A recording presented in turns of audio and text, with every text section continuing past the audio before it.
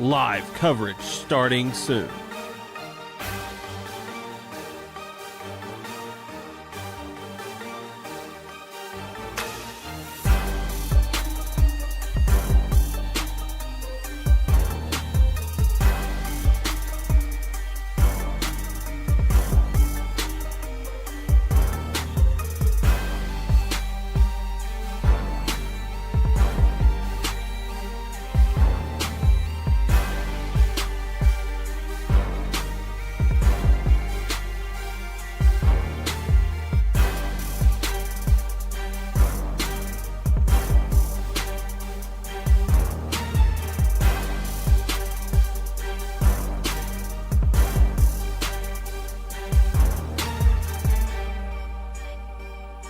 Live coverage starting soon.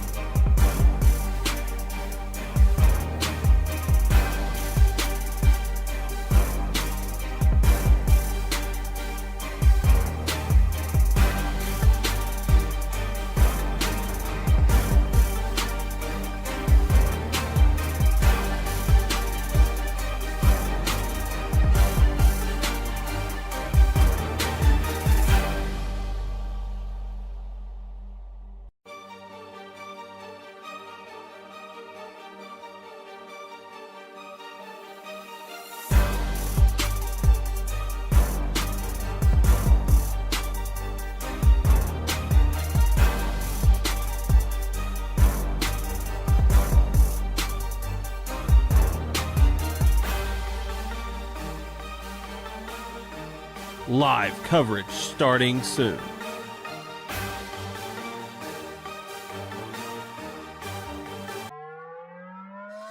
It's time for our live coverage of the Bootheel Conference Basketball Tournament from Portageville. Our tournament coverage presented by NEA Baptist Hospital, Baker Implement Company, Farm Credit Services of Southeast Missouri, and Will Coxon's Home Place Furniture and Appliance.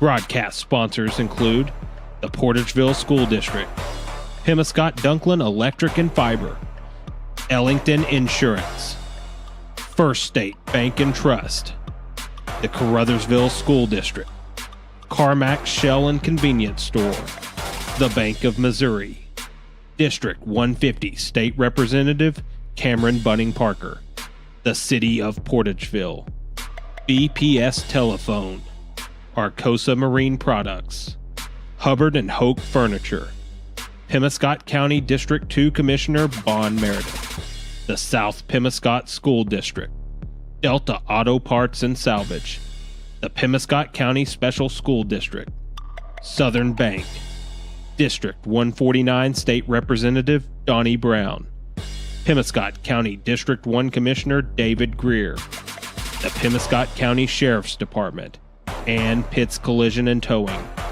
Team sponsors include the Zenith Hornersville School District, Moss Electric, Chandler Farms, Farmers Union Gin, Steadfast Transportation, Zenith State Bank, Four-Way Gin, United Auto Parts, Green Pharmacy, the City of Steel, the City of Caruthersville, Hayden Pharmacy, the City of Hayti, the Campbell School District, and by Dunklin County Transit. And now, live coverage from the Bootheel Conference Basketball Tournament in Portageville.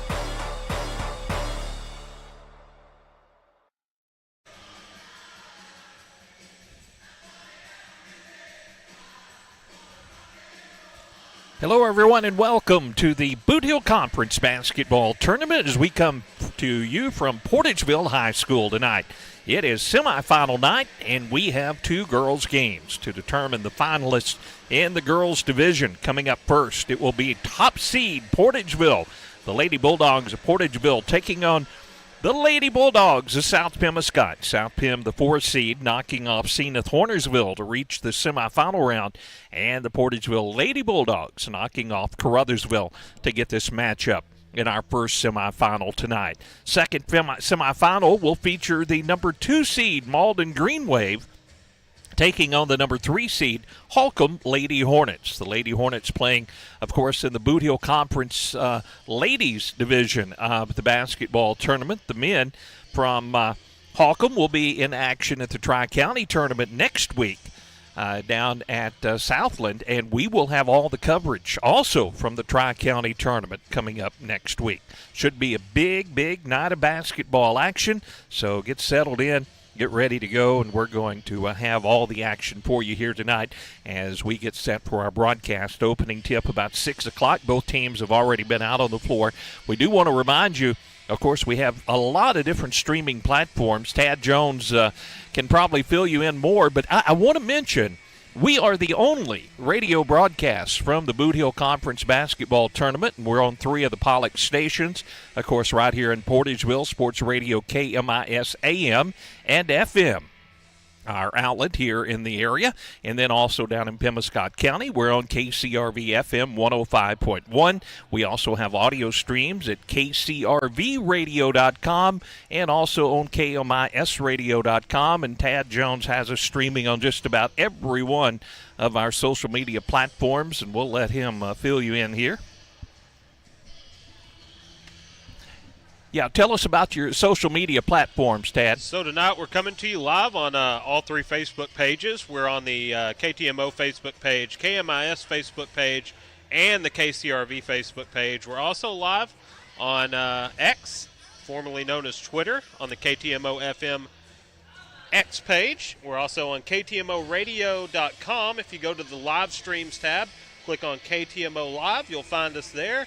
And you'll also find us on all 3 YouTube channels tonight, KTMO, KCRV Live, and KMIS Live. All those links are on our Facebook page on the KTMO. They've been shared over on KCRV and KMIS. So we're coming to you live there. If you're trying to find them, go look on the KTMO Facebook page, and you'll see all the links there shared on the game day post for our broadcast schedule for the day. But that's where you can find everything. We're going to take a commercial break here. When we come back, we'll talk to you more about this matchup, the Bootheel Conference Basketball Tournament between South Pemiscot Bulldogs and the Portageville Bulldogs. Back after this. Hey, this is Daryl Wilcoxon with Wilcoxon's Home Place on the South Bypass in Kennett, Missouri. We're getting new products in every week and would like to help you make your place a show place. Living room suites, recliners, including lift chairs, bedroom suites, mattress sets with adjustable bases, appliances, and TVs. We have several payment options available. Come see us at Wilcoxon's Home Place Furniture and Appliance, 901 South Bypass in Kennett, Missouri. A family furniture tradition for over 70 years. Arcosa Marine Incorporated in Caruthersville has an immediate need for personnel to build inland barges. They're looking to hire welders and fitters, so apply now at jobs.arcosa.com. That's jobs.arcosa.com. You'll receive competitive pay and benefits, medical and dental insurance, paid holidays, sick and vacation pay, profit sharing, 401k, along with sign-on and referral bonuses. Apply now at jobs.arcosa.com. Arcosa Marine in Caruthersville is an equal opportunity employer. The Portageville School District Administration and Board of Directors salute the members, coaches, and staff of the Portageville Bulldogs in working to make this another championship year. Congratulations from Superintendent of Schools Michael Allred, Board President Mark Moody, Vice President Micah Roan, Secretary Michael Prince, Treasurer Ronnie G. Adams, and members Patty Johnson, Chad Bradley, and Jarrett Warren. Good luck, Bulldogs, from the administration, faculty, staff, and students of the Portageville School District. Baker Implement Company and Case IH are proud to support area high school athletics the same way we've supported our customers and the community for 85 years. Visit any of our 13 locations in Southeast Missouri and Northeast Arkansas to experience the power of red and the service and support that has kept customers coming back since 1938. Case IH and Baker Implement Company, supporting our community on the basketball court and in your field. It's always a home run when you visit the all-new Home Plate Bar and Grill at the I-55 exit in Hayti. They have delicious food served up hot and fresh. Be sure to check out their daily lunch and dinner specials. Their catfish, the best around, plus chicken, shrimp, steaks, and their smash burgers will keep you coming back for more. They have 10 big screen TVs where you can catch all the big games. Be sure to like them on Facebook. Slide into home at the Home Plate Bar and Grill at the I-55 exit in Hayti.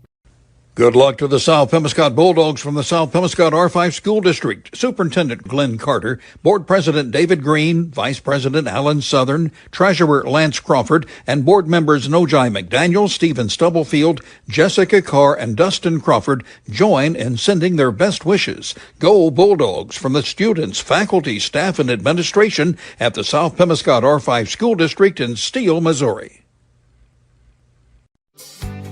The Pemiscot County Sheriff's Office supports the high school sports programs throughout the area and wishes everyone a very successful year. Sheriff Joe Bryant and his team know that promoting high school sports and good citizenship helps in building strong communities by making them safer, more enjoyable places to live, work, and raise a family. Good luck to all area high school athletes from Pemiscot County Sheriff Joe Bryant and the Pemiscot County Sheriff's Office.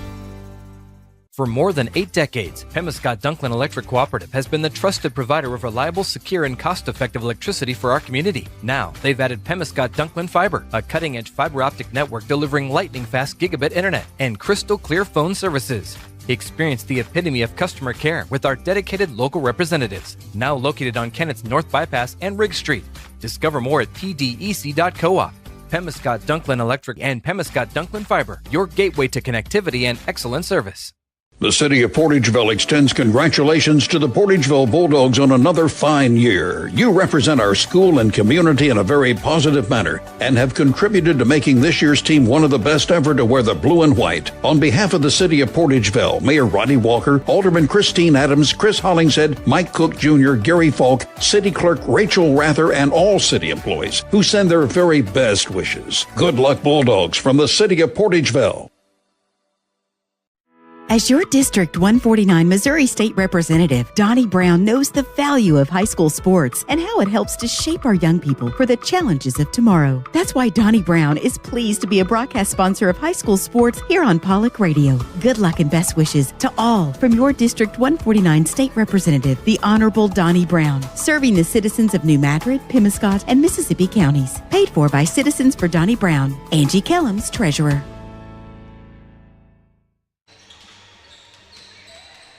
Welcome back to the Bootheel Conference Basketball Tournament. Perry Jones, Tad Jones running all of our video equipment. Tad also wearing a headset here tonight, helping us out with our broadcast. Again, we're on the radio, Sports Radio KMIS, AM and FM. Also on KCRV FM 105.1. KCRV FM, our home for our radio broadcast from the Bootheel Conference Basketball Tournaments. Tomorrow night, the boys division of the tournament will take place, and we're going to have the broadcast from the varsity boys division. Campbell and South Pim will be the first varsity boys game tomorrow night at 5:15, and then at 7:45 it's the Battle of the Bootheel as Caruthersville takes on Hayti. That tomorrow night. In boys action, in JV action, things get started at 4 o'clock tomorrow afternoon as top seed Hayti takes on 4th seed Campbell. A 4 o'clock tip-off of that one. We're going to try to have a video stream of that one. No play-by-play of the JV games until we get to the championship game on Thursday night. Now, Caruthersville, the 2 seed, will take on Zenith Hornersville, the 3 seed. That JV contest set to start at 6:30 tomorrow night. That's the Tuesday action. Here on our Monday action, it is Portageville and South Pemiscot girls division action coming up first. And then our second game of the evening will feature the Lady Green Wave of Malden against the Holcomb Lady Hornets. That's our schedule for tonight. And we're going to take another pregame break as both teams out taking their warm-ups. The crowd coming in, getting ready for some Monday night basketball semifinals from the Bootheel Conference Tournament. More from Portageville right after this. You were in an accident. You're okay, but your vehicle is damaged. What do you do? First, call your insurance company and let them create a claim number. Then call Rodney at Pitts Collision and Towing Service in Steele. Rodney Pitts and Marie Alsop will process your claim and start the process of getting your vehicle back to its pre-accident condition. Don't let your insurance company steer you out of town. Choose Pitts Collision and Towing Service. Pitts Collision and Towing Service is known for their precise body and frame repairs on all foreign and domestic vehicles. They now offer plastic welding, which makes your rubber or plastic bumpers look brand new. In addition, Pitts Collision and Towing Service has a large stock of auto parts and small truck parts. Call Pitts Collision and Towing Service today at 573-695-4741 or 573-837-3228. Or stop by Pitts Collision and Towing Service today, 121 South Walnut in Steele.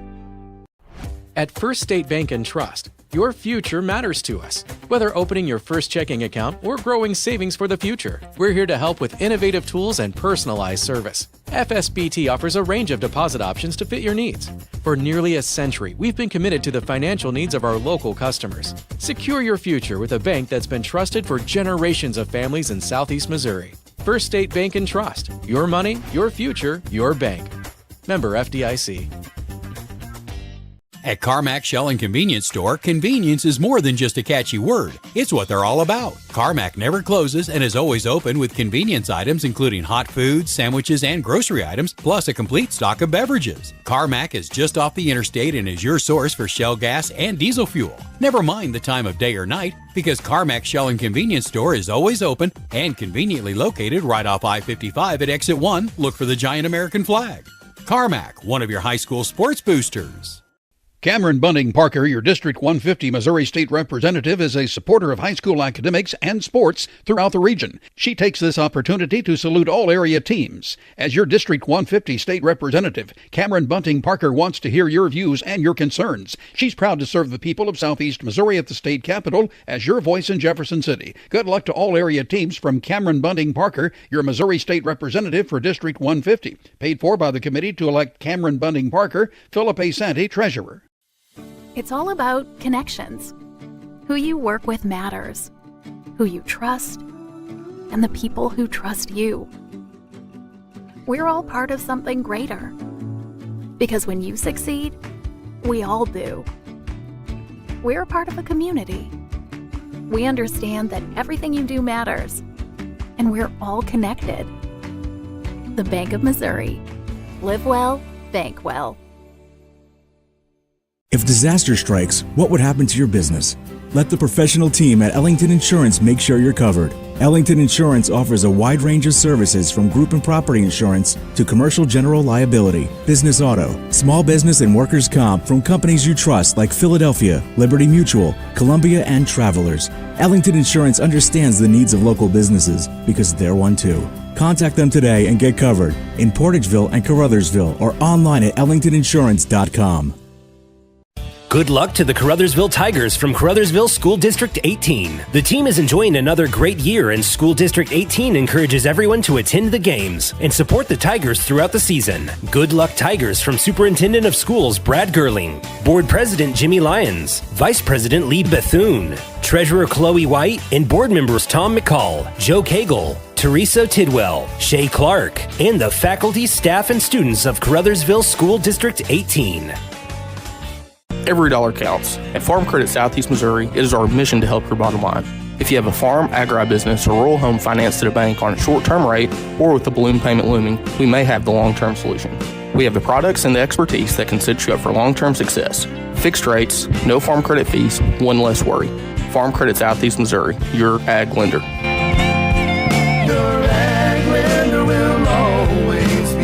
Contact Jay Ward in Portageville at 379-3461. As your District 2 Pemiscot County Commissioner, Bon Meredith is keenly aware of the importance of education, not just in the classroom, but on the athletic field as well. By participating in high school sports, our student athletes learn how to be fit, how to win, and how to practice the principles of good sportsmanship. Commissioner Bon Meredith is proud of these young people and the great job they're doing in representing their schools. Best wishes and good luck to all area teams from your District 2 Pemiscot County Commissioner, the Honorable Bon Meredith of Caruthersville.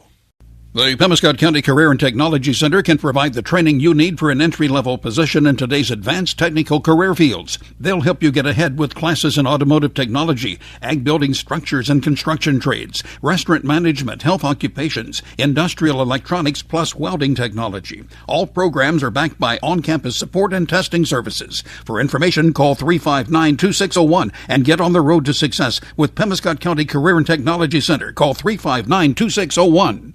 Stop. There's no need to pay full retail price when you need a replacement part for your vehicle. One visit to Delta Auto Parts and Salvage, Highway 61 North in Portageville will save you money. Serving the area for over 60 years, Delta Auto Parts and Salvage specializes in domestic auto and small truck parts. You'll always get quality service and parts at Delta Auto Parts and Salvage with local delivery and nationwide shipping available. Plus, you can search for your part right from their website, deltaautoparts.com. Before you pay full retail price, call Delta Auto Parts and Salvage, 800-392-0506. Welcome back to the Bootheel Conference Basketball Tournament semifinal round. Varsity girls action, Portageville and South Pim. That's up first here tonight. Tad Jones alongside. Special thanks to Paul Glass, Ryan McDaniel for all of their work on Saturday as they had a busy day as varsity action. We had broadcasts for you in the opening round. And then tonight we have the varsity girls action for you, and we'll have a video stream tomorrow night of the JV boys and also, of course, the full play-by-play broadcast of the varsity boys tomorrow here from the Bootheel Conference Basketball Tournament. Tad Jones pulling out all the stops. We have the NEA Baptist replay cam that'll be available tonight, so we'll have highlights at halftime that we'll be able to show you from the first and second half of the action. And something new that he's drawn up somewhere back deep in his brain, the telestrator that Tad has. And you may see him drawing on the telestrator here now as are you highlighting Mr. Stone down at the scorer's table there, Tad? I didn't know if and while we're talking about Mr. Stone, let me just say thanks to all the folks here at Portageville for making us welcome here as they host the Bootheel Conference Basketball Tournament. Certainly a great place. We always enjoy broadcasting from Portageville. Both teams to the sidelines. We're about ready for action. Portageville and South Pim, the 1 seed. Lady Bulldogs of Portageville and the 4th seed. South Pemiscot Lady Bulldogs. We're going to listen in to our national anthem now.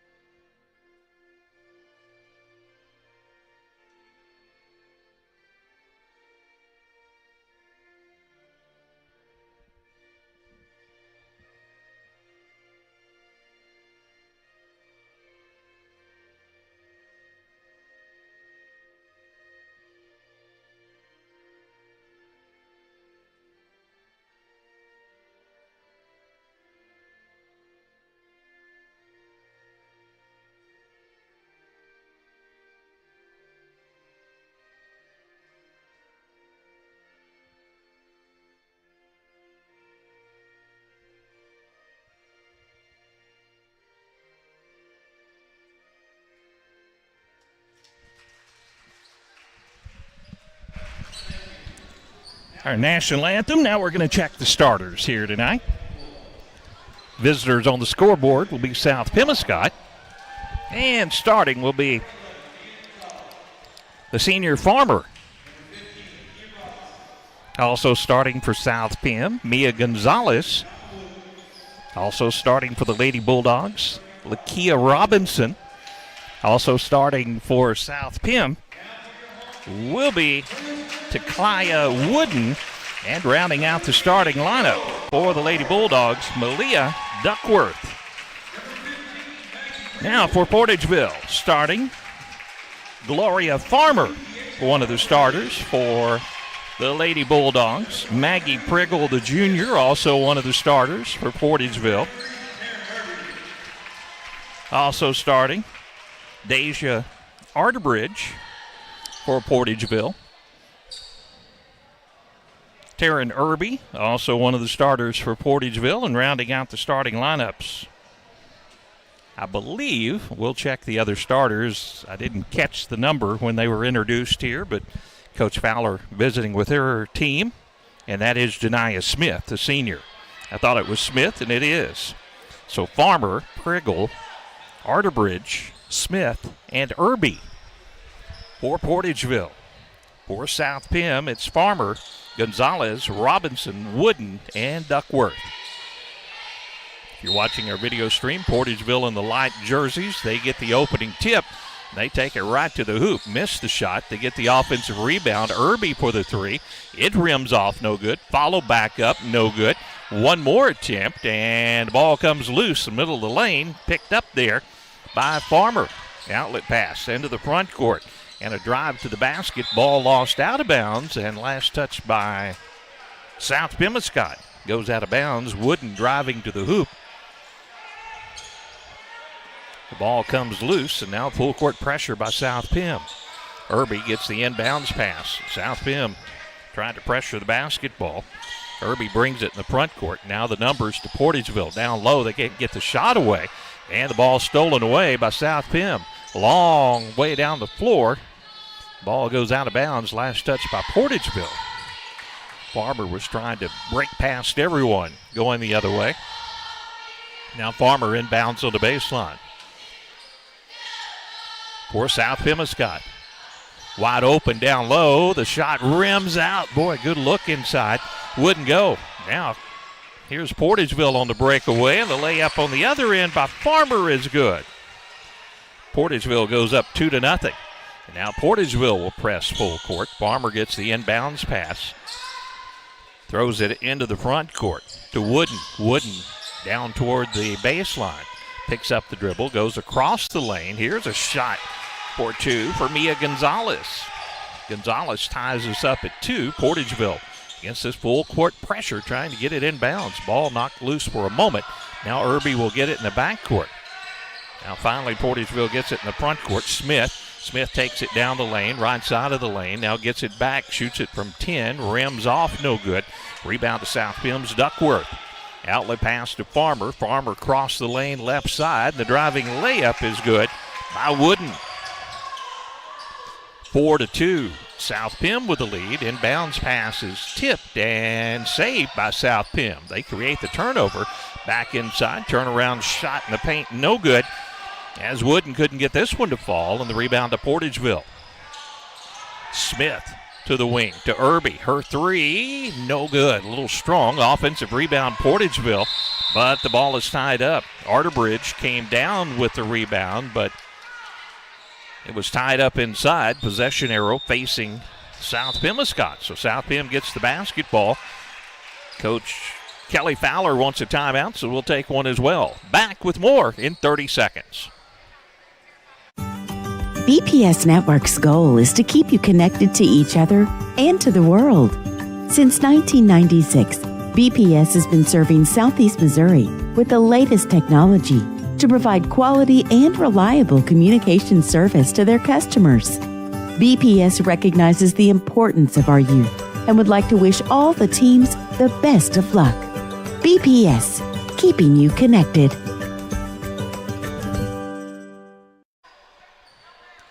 Four to 2, South Pim with the lead. 6 minutes to go here in the opening quarter, and South Pim with the basketball. Again, full court pressure by Portageville. Farmer in the backcourt. Now they fire it high into the front court, and that's off the fingertips of Duckworth and out of bounds. So the full court pressure creates another turnover, this time in favor of Portageville. So the Lady Bulldogs of Portageville into the front court. Irby out top of the key, now at the high post. Priggle gets it on the right wing. Arterbridge feeds it inside to Smith. Smith's driving shot off the board is good. Janiah Smith with her first two. And we're tied at 4. Farmer with the basketball for South Pim. Dribbles across the timeline. Pass is tipped by Irby. It goes out of bounds, and it stays with South Pim in the front court. 5:28 to play first quarter. We are tied at 4 in this first semifinal from the girls' division for the Boot Hill Conference basketball tournament. Farmer finally gets it in bounds. Now gets the pass back. Backs it out near midcourt. Farmer about to face a double team. Goes with the left hand. Now reverses back to the right. Now splits 2 defenders. Hands it off at the high post. Wooden gets it down the low block. Shot wouldn't fall. Another good look inside for Duckworth, but it just rims off. Now Portageville with a number. Smith, coast to coast, goes left side of the lane. Shot won't go on. The rebound to South Pim. Outlet to Farmer. Farmer down the lane. Finds a wide open teammate. Beautiful pass to Wooden. Farmer to Wooden. Wooden with 4 points, and South Pim goes up 6-4. 4:47 to play first quarter. Portageville basketball. They're on the attack. Janiah Smith to Priggle. Priggle down the lane. Arterbridge goes back to Irby. Irby goes down to the baseline. Irby's pass goes back to Arterbridge on the wing. She doubles dribbles with the basketball. Kind of mishandled it when the ball came out to her. She picked it up and then tried to dribble it. The violation gives it back to South Pim. They're up by 2, but now Portageville goes for the steal. Now it's loose. It's going to go out of bounds, and going to say last touch by Portageville. Elise Hickenbottom comes into the ball game. Deja Arterbridge will set down for Portageville. Again, full court pressure by the Lady Bulldogs of Portageville. Farmer still in the backcourt. South Pim needs to get it in the front court, and they're going to turn it over. Portageville comes up with a loose basketball. Down the lane, left side of the lane. Layup is good. And the basket to Farmer. We are tied at 6. South Pim again facing this pressure, and Farmer tries to throw it. Nobody there, and picked off by Portageville. They're going to get another easy 2 out of it. And Farmer back-to-back buckets, and Portageville takes the lead 8-6. Timeout on the floor. We'll take one as well. Back in 30 seconds.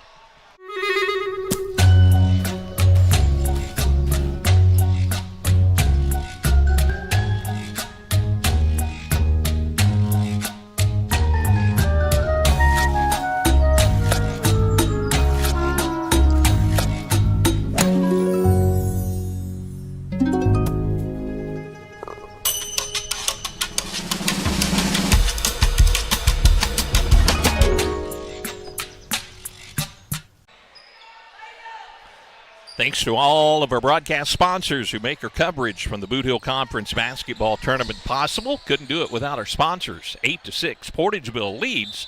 3:49 to go first quarter. This first semifinal of the evening from Portageville. Again, that full court pressure. Timeout was taken by South Pim. They're trying to figure out how to break this full court press, but they turn it over again. Traveling violation against Duckworth. That is 3 straight turnovers by South Pemiscot facing this full court pressure. So Portageville gets it. Irby breaks free and into the front court. Farmer guards her. Right side, Smith gets the pass. Smith now out top of the key. South Pim goes to the man-to-man. Farmer dribbles. Now at the high post. Hickenbottom gets the pass. Now back to Irby. Right side. Drive, shot, back of the iron is off by Farmer, but she'll get her own rebound. Reset out to Irby. Her tray is no good. Offensive board, and the putback is good by Hickenbottom. Portageville goes up 10-6. 3 minutes to play, opening quarter. South Pim basketball, and again facing this full court pressure. Duckworth this time gets it in the front court. Now they fire it inside the paint. Turnaround shot, rims around and goes down for Wooden. Wooden has 6 of South Pim's 8 points. Portageville with the basketball and a lead, and the foul in the backcourt is going to be on South Pim. Edwards will commit the foul. The seniors first for South Pim.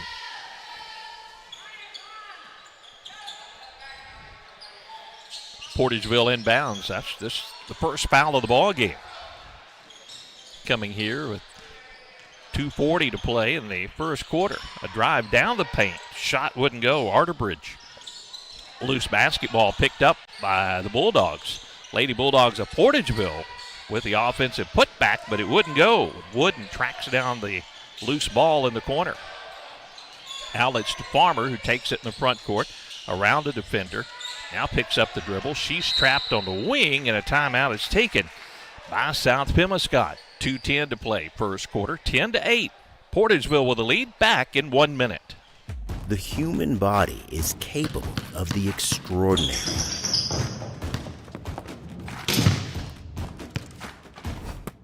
As well as the not so extraordinary. No matter your skill, restore your peak performance with the Orthodox, a dream team of orthopedic surgery. Get back in the game with the Orthodox at NEA Baptist.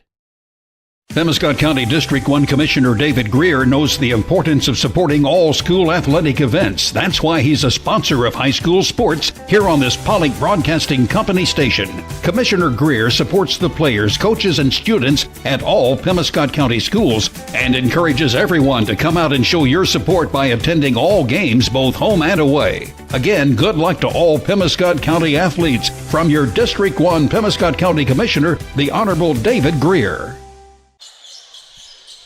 10-8, Portageville leads, 2:10 to play, first quarter. It'll be South Pemiscot basketball after South Pem's timeout.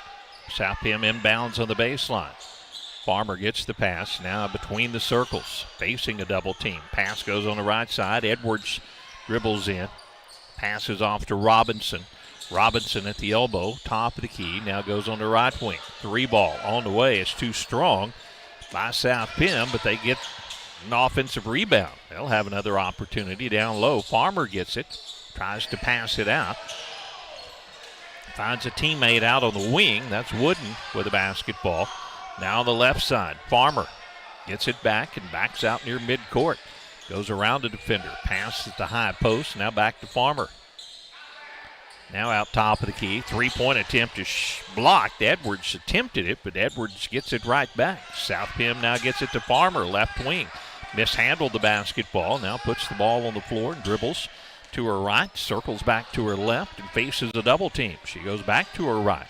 A couple of Lady Bulldogs of Portageville with the defensive pressure there. They try to get it down on the low post. The ball is batted around. Shot is put up, wouldn't go down for Robinson. And the rebound to Portageville.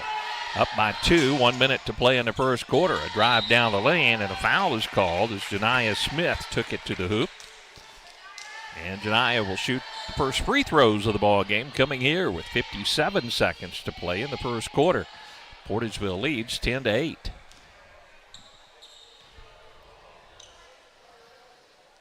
Wooden picks up the foul, and the free throw by Smith is good. Portageville now up by 3. Inside of 1 minute to play first quarter. Smith's second free throw. Rattles around but falls home. 4 points now for Smith. Portageville goes up by 4.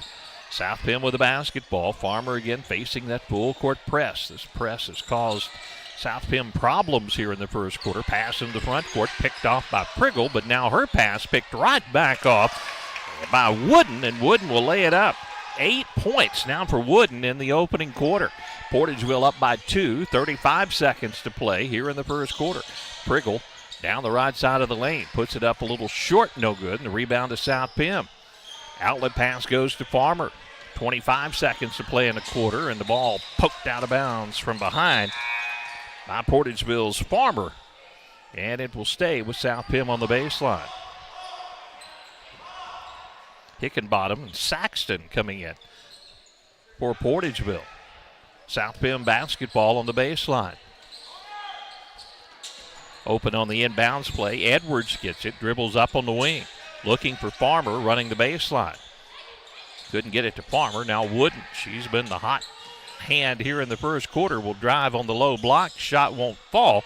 but Farmer will get the offensive board. Now it's taken away from her. Smith picks it up with 4, with 3, with 2. Down the lane, loses the handle, and can't get the shot away. That'll end the first quarter, 12-10. Portageville leads South Pem after 1 quarter. Back with the second quarter for the Bootheel Conference Basketball Tournament in 1 minute. Show me the way to go home. I'm tired and I want to go to bed. Do you need a good night's sleep? Check out our big mattress sale at Hubbard & Hoke Furniture. Save up to $400 on Sealy Posturepedic sets.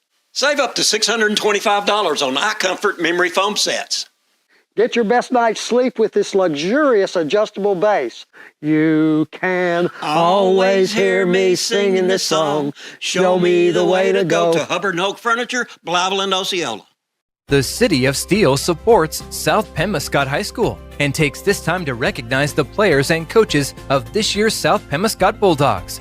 Mayor Sam Reinhardt, Alderman Linda Nowlin, Mike McCord, Mike Gaines, and Mark Weathers, along with City Clerk Faye Carr, Police Chief Billy Joe Stanfield, Fire Chief Jeffrey Fields, City Attorney Cameron Bunting Parker, and City Judge Mallory Meredith. Extend congratulations to all. Again, best of luck to the South Pemiscot Bulldogs from the City of Steele, Missouri. Ready for second quarter action here from the semifinal round of the Varsity Girls Division Bootheel Conference Basketball Tournament. Portageville will have the basketball first. Farmer has been guarding Irby in the man-to-man everywhere Irby goes. Irby gets the inbounds pass now to Smith out top of the key. Pass goes on the left wing. Farmer gets it. Farmer feeds inside the paint. Smith, the ball fake, kicks it out. Here's an Irby 3, and this one is good. Irby starts the second quarter off with a 3 from the left wing for Portageville, and Portageville goes up 15-10. Breaking the full court press, basketball to Duckworth, but she lost control. She was taking it to the baseline and trying to attempt a shot. Now to Portageville on the other end will drive, missed it, and the rebound is loose and picked up by Farmer in the corner. Back to Irby, another 3, and another one's good. Back-to-back threes by Taryn Irby. Portageville Jr. and a timeout on the floor as the Lady Dogs of Portageville lead 18-10 back in 30 seconds. Green Pharmacy, your community Health Mart pharmacy in Steele, is a sports booster and pleased to sponsor high school sports throughout Pemiscot County here on this Pollock station. Green Pharmacy has been a member of the community for over 40 years and appreciates your business. Good luck to all area teams from David Green and staff at Green Pharmacy. Open Monday through Friday from 9 a.m. until 6 p.m. Call Green Pharmacy in Steele at 695-4533 for more information. Health Mart, taking the time to listen and care. Portageville's opened up an 8-point lead after a couple of 3-point baskets by Taryn Irby. Timeout called by South Pem, and South Pem again with the basketball and facing this full court Portageville press. Farmer in the backcourt. Still in the backcourt, now with the dribble into the front court. High pass in the corner is tipped away, and Portageville will try to save it, but out of bounds on the play will be Portageville trying to walk the tightrope. Janiah Smith down there in the deep corner. And South Pem will inbound the basketball from the corner of the court. Farmer will trigger the inbound play. Slaps the basketball. Robinson gets it inbounds, back to Farmer. Farmer dribbles up between the circles and backs out near center court. Goes around the screen, pulls up, shoots the 3, and it's good. Farmer with her first points of the ball game. And South Pem needed that 3. Cuts the lead to 5. Here's Irby. This time she'll drive toward the basket, and she'll be fouled on the floor. Foul is on Farmer, her first. Not a lot of fouls in this first half of action. 6:33 to play, second quarter. Portageville inbounds on the baseline, up 18-13. Farmer looks, gets it inbounds to Smith. Now on the give and go, a drive and a bucket by Saxton. 20-13, Portageville with the lead. Farmer facing the pressure, and Irby tips away the pass. Picked off by Portageville. They'll take it down the lane, and the layup is good by Hickenbottom this time. 22-13, Portageville with the lead. And this full court pressure really causing South Pim problems. Almost another steal by Irby. Now South Pim with the numbers, and a foul will send Duckworth to the free throw line to shoot a pair of free throws. First free throws of the ball game coming here for South Pemiscot.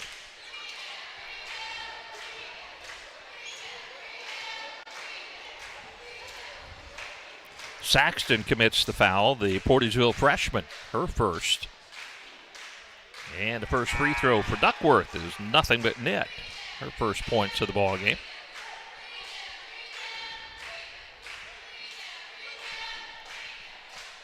(22-14). Portageville with the lead. Malia Duckworth back to the line for South Pim. Second free throw is also good. Duckworth hits the pair of free throws. Now Duckworth will come out of the basketball game. And into the ball game for South Pim will be Faison. Facon will enter the ball game. Portageville breaks Farmer loose on the inbounds play, and the snowbird layup on the other end by Farmer. Her 8th point of the basketball game. 24-15, Portageville with the lead. South Pim, again, trying to face this full court press, and Irby will tip it out of bounds. Robinson had it tipped out of her hands, but last touch by Portageville. Farmer inbounds now on the sideline. In the front court for South Pim. Still looking, and a 5-second call against South Pemiscot. They couldn't get it inbound. The basketball goes back over to Portageville. Portageville up 24-15. Irby picked up by Farmer. Right side, Smith gets the pass. Now top of the key. Left side, pass goes to Farmer. Back out top of the key. Here's a three, and it's good by Saxton. The freshman Saxton, 5 points all here in the second quarter. Portageville goes up 27-15. South Pim again facing this full court pressure. Faison puts it up, couldn't get it to fall, and a foul will be on the rebound attempt on South Pemiscot.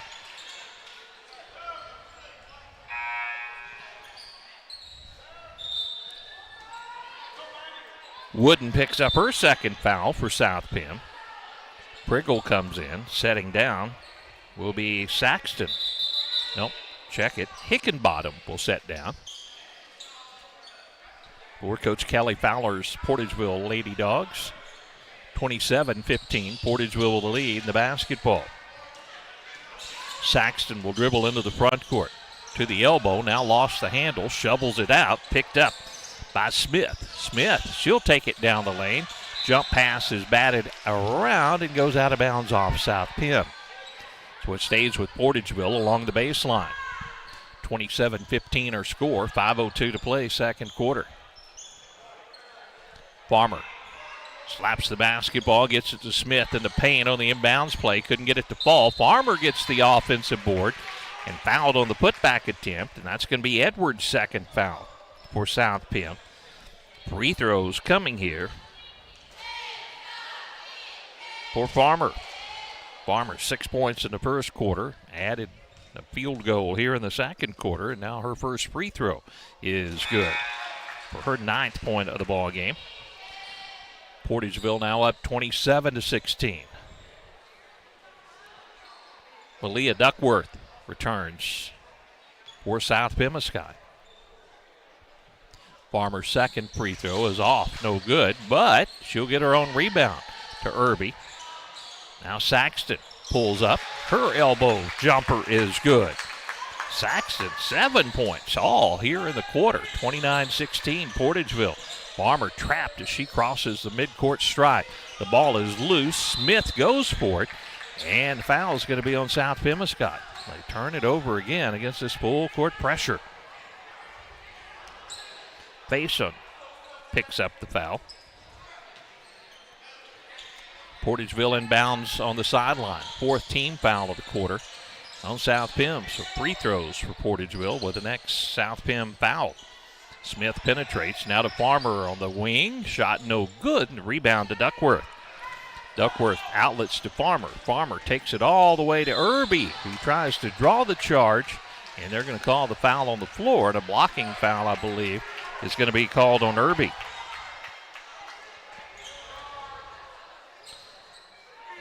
First foul of the ball game on Irby. And they say the foul was on the floor, so trying to inbound it. South Pim, and Irby slaps it out of bounds, so South Pim will try it again along the baseline. 4:19 to play, second quarter. Farmer still looking. Finally lobs it inbounds. Duckworth now gets it back to Farmer, who fires a three. It's no good. Tracking down the rebound is Smith. Smith fires it down in the front court. Her pass picked off by Wooden. Wooden with the basketball to Farmer. Here comes Farmer. Right side. Looking inside the lane. Her pass taken by Faison. Now in the paint to Wooden. Wooden back out. And a shot for two is off, no good. And Faison will go to the free throw line to shoot a pair. Saxton commits her second foul.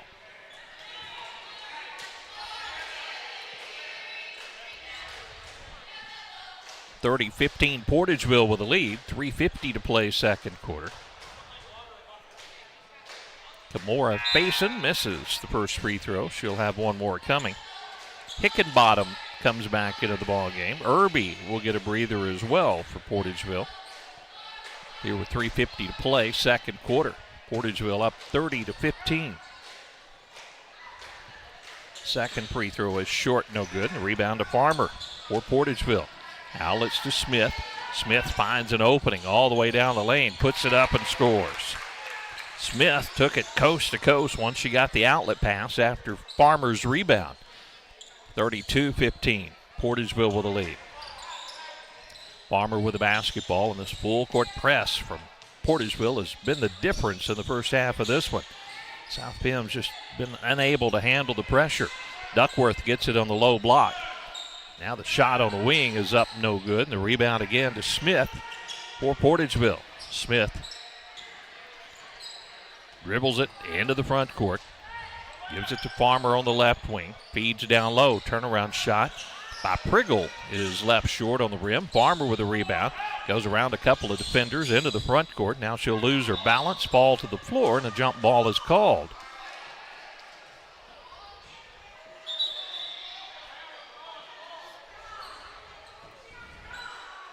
Gonzalez returns for South Pemiscot now.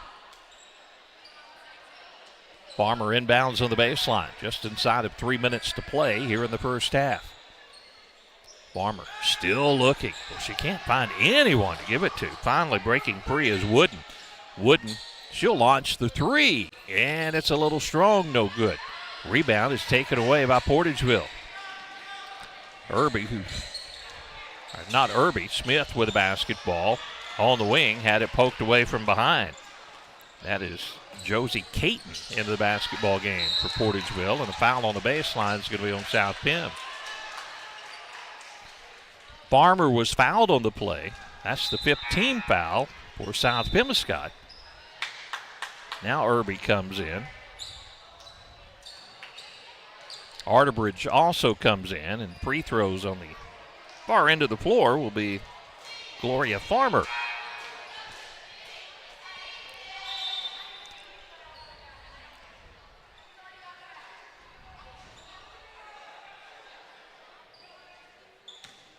They're going to say player control foul, so no free throws on this one. So Portageville will have the basketball after the foul. 2:34 to play in the half.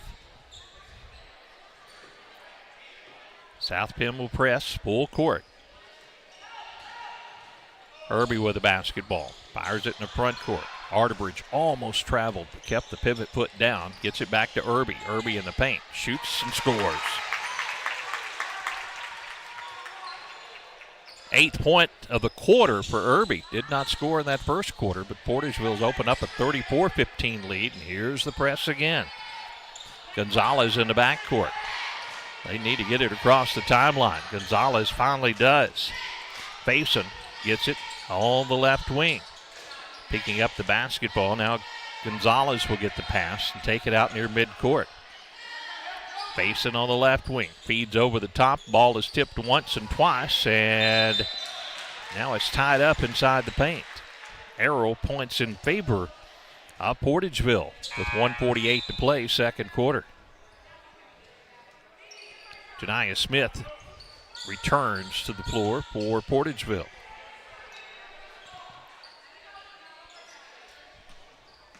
Hickenbottom gets the inbounds pass, not pressured. She'll dribble into the front court to the top of the key. Now to Smith. She goes down the lane but missed the layup.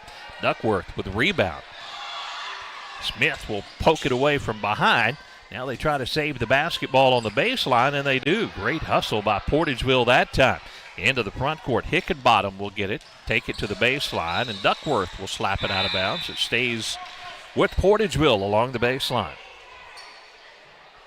Brooklyn rushing a freshman into the ball game now for South Pim. Or check it.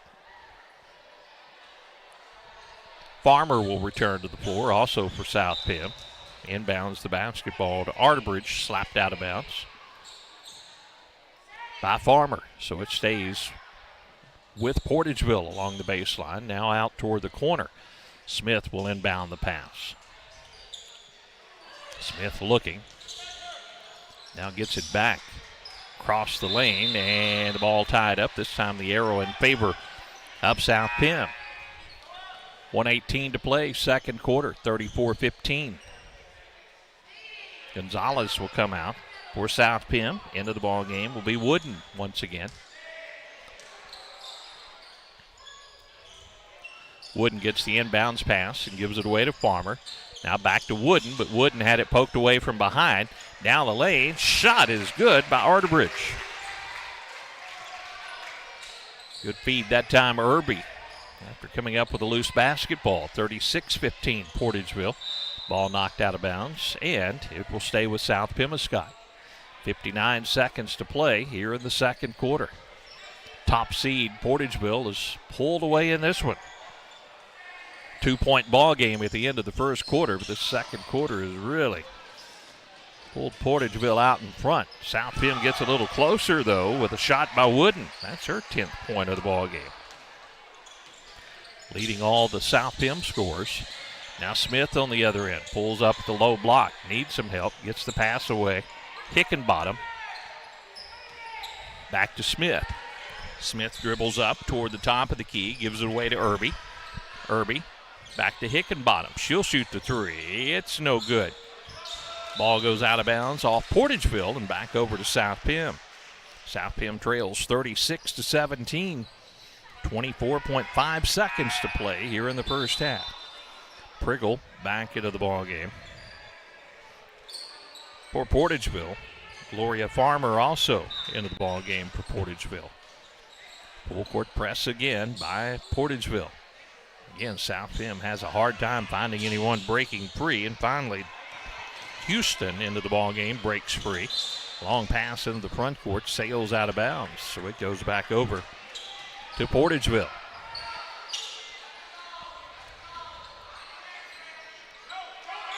Portageville, 16 seconds to play in a half. Races into the front court with a dribble. All the way to the baseline. The ball is out of bounds off of South Pim. So Portageville inbounds to the baseline with 9 seconds to play in the half.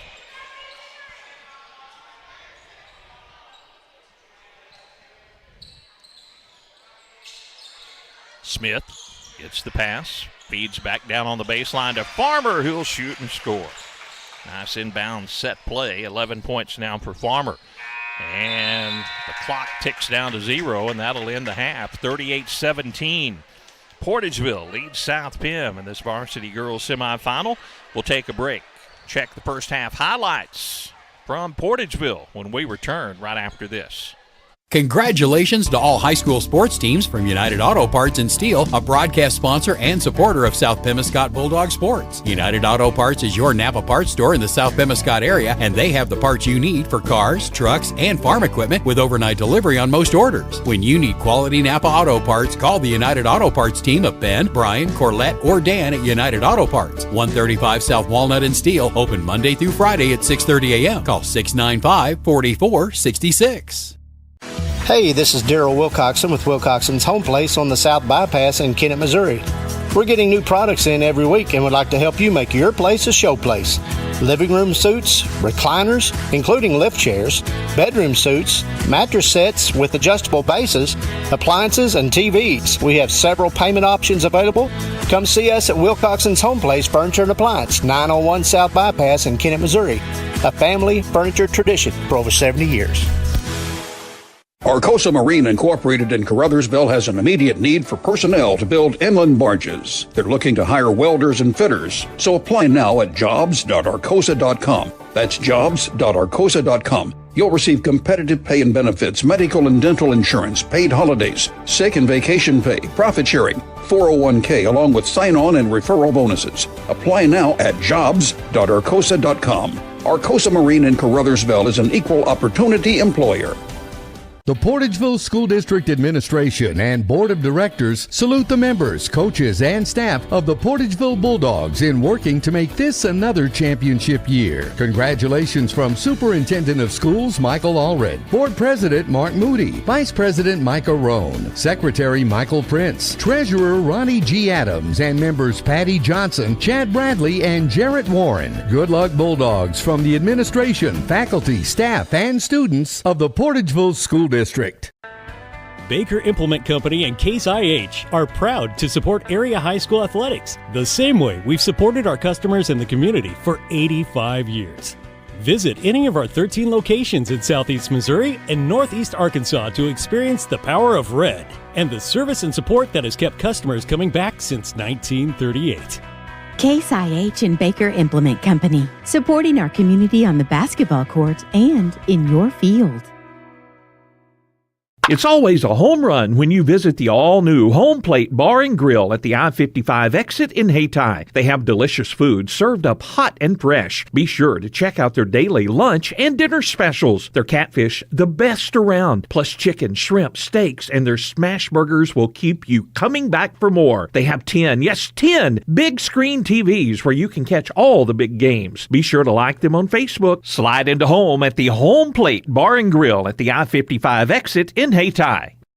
Good luck to the South Pemiscot Bulldogs from the South Pemiscot R5 School District. Superintendent Glenn Carter, Board President David Green, Vice President Alan Southern, Treasurer Lance Crawford, and board members Nojai McDaniel, Stephen Stubblefield, Jessica Carr, and Dustin Crawford join in sending their best wishes. Go Bulldogs from the students, faculty, staff, and administration at the South Pemiscot R5 School District in Steele, Missouri.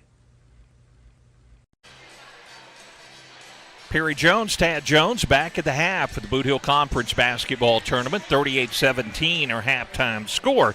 The Lady Bulldogs of Portageville now leading in this one after leading only 12-10 at the end of the first quarter. That second quarter, all the difference in the ball game for the 16-3 Portageville Ladies squad, coached by Kelly Fowler, as they put on the press, and it really caused a lot of South Pem turnovers in the first half as we look at first half highlights on the NEA Baptist instant replay camera.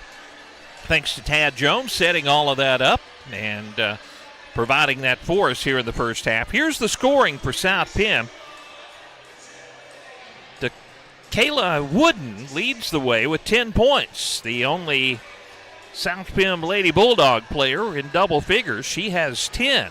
Behind that was Farmer. The talented senior was held to only a 3-point basket in the first half. Portageville has done a great job on the star for South Pem, not allowing her to get any space and get shots off the first half. Mia Gonzalez with a field goal in the half, and Malia Duckworth with 2 points in the first half for South Pem. Here's the way the scoring goes for Coach Fowler's Lady Bulldogs of Portageville. Much balanced scoring for Portageville. And leading the way is Gloria Farmer with 11 points in the first half. 8 points in the half. Taryn Irby, all of Taryn's points coming in that big second quarter for Portageville. 7 points for Satan Saxton in the quarter. She did not start, came into the ball game and was a big spark in that second quarter. Janiyah Smith with 6 points in the quarter. Also, 4 points for Elise Hickenbottom for Portageville and 2 points for Deja Arterbridge. And that's the scoring for Portageville as they lead it 38-12. And Tad Jones running our highlights here in the first half. We appreciate all of his help. Appreciate all of our sponsors who make our broadcast possible from the Bootheel Conference Basketball Tournament. We're going to take a break. We'll be back with the third quarter in this semifinal round. We'll see who advances to the championship on Thursday night when we return from the Bootheel Conference Basketball Tournament right after this.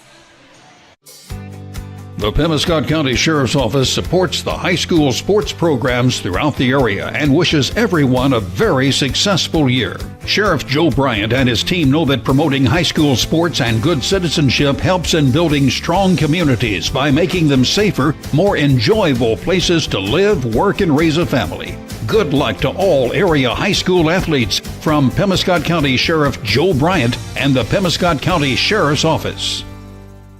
For more than 8 decades, Pemiscot Dunklin Electric Cooperative has been the trusted provider of reliable, secure, and cost-effective electricity for our community. Now, they've added Pemiscot Dunklin Fiber, a cutting-edge fiber optic network delivering lightning-fast gigabit internet and crystal-clear phone services.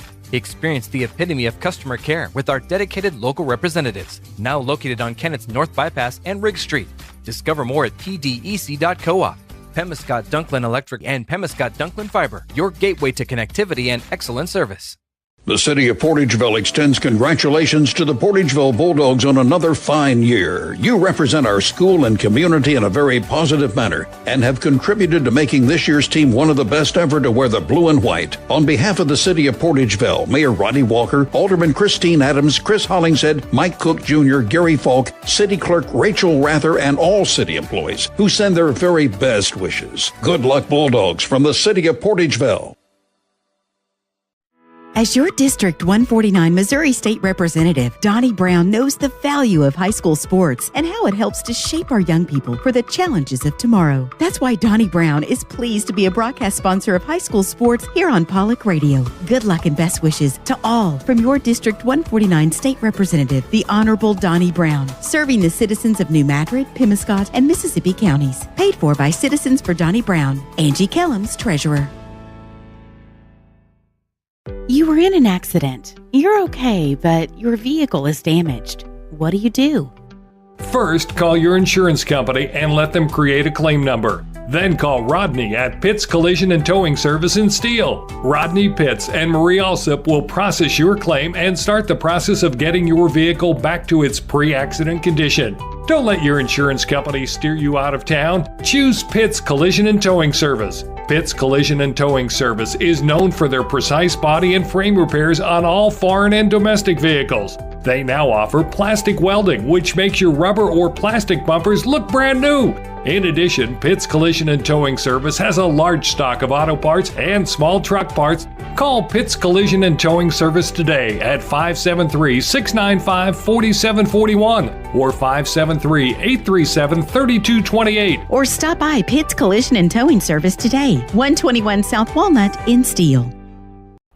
At First State Bank and Trust, your future matters to us. Whether opening your first checking account or growing savings for the future, we're here to help with innovative tools and personalized service. FSBT offers a range of deposit options to fit your needs.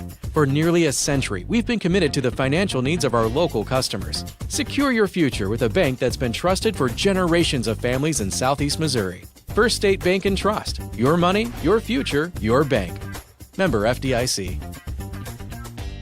At Carmack Shell and Convenience Store, convenience is more than just a catchy word. It's what they're all about. Carmack never closes and is always open with convenience items including hot foods, sandwiches, and grocery items, plus a complete stock of beverages. Carmack is just off the interstate and is your source for Shell gas and diesel fuel. Never mind the time of day or night, because Carmack Shell and Convenience Store is always open and conveniently located right off I-55 at Exit 1. Look for the giant American flag.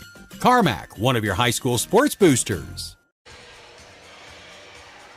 Back at the half in our first semifinal, 38-17 Portageville over South Pim here in the ladies division of the Bootheel Conference basketball tournament.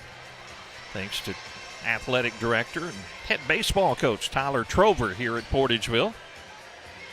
Mr. Stone, high school principal, and Superintendent Allred, and all the staff here at Portageville always making us welcome when we come here. Always a great time.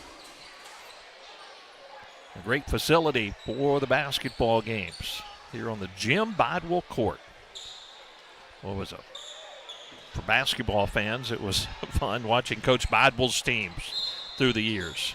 Portageville with the basketball and a 38-17 lead. We're underway. South Pim starts in the zone. Portageville tries to get it inside. The ball is stolen away for a moment, picked up by Portageville and put in by Smith. She wouldn't quit on the ball and got the bucket, her 8th point of the ball game. Here's that relentless full court pressure by Portageville. South Pim in the backcourt.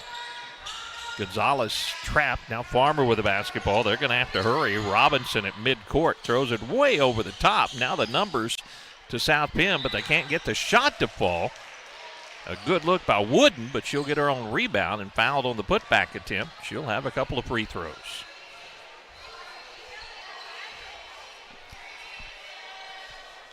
Maggie Priggle, the junior, commits her first foul of the ball game. And the first free throw is off by Wooden. Wooden with 10 points in that first half, 8 of those coming in the first quarter. Second free throw on the way is good. 40-18, Portageville with the lead. Here's South Pim's full court pressure. See how Portageville can handle it. They get it inbounds to Irby. She's kind of been their go-to. She'll fire it in the front court. Arterbridge gets it back to Irby. Irby double-teamed on the wing. Has to pick up the dribble, looks inside. Now back to Arterbridge. Right side, it goes to Smith. Smith dribbles to the baseline. Finds a cutting Priggle all the way to the basket for the easy two. Great pass that time. You see it on our NEA Baptist instant replay camera. 42-18. As Farmer dribbles into the front court, she picks up the dribble and she is in no man's land and has to take a timeout for South Pim so they don't turn the ball over. 42-18, Portageville with the lead. We'll be back with more in 30 seconds. Cameron Bunting Parker, your District 150 Missouri State Representative, is a supporter of high school academics and sports throughout the region. She takes this opportunity to salute all area teams. As your District 150 State Representative, Cameron Bunting Parker wants to hear your views and your concerns. She's proud to serve the people of Southeast Missouri at the state capitol as your voice in Jefferson City. Good luck to all area teams from Cameron Bunting Parker, your Missouri State Representative for District 150. Paid for by the committee to elect Cameron Bunting Parker, Philip A. Santi, Treasurer. Thanks to all of our great broadcast sponsors who make our coverage possible of the Bootheel Conference basketball tournament. Semifinals for the ladies here tonight. Varsity action coming up tomorrow, along with junior varsity action from Portageville. We'll talk about more of that schedule between games. After the timeout, Gonzalez gets the pass in the backcourt for South Pim, and here's another trap. Pass goes out of bounds as, again, South Pim turns it over, forced by the Portageville pressure. 42-18, Portageville with the lead, 6:42 to play, third quarter. Smith will bring it in the front court. South Pim and the man-to-man. Farmer gets the pass on the right wing. Dribbles down, now reverses it, top of the key to Irby. Irby, guarded by Farmer, feeds it inside to Smith. Posting up, she has a height advantage, and she'll draw the foul. Go to the free throw line to shoot a pair. Farmer picks up the foul. That is her second of the ball game. Janiah Smith, 8 points so far in this one. She shoots 2, and the first is perfect.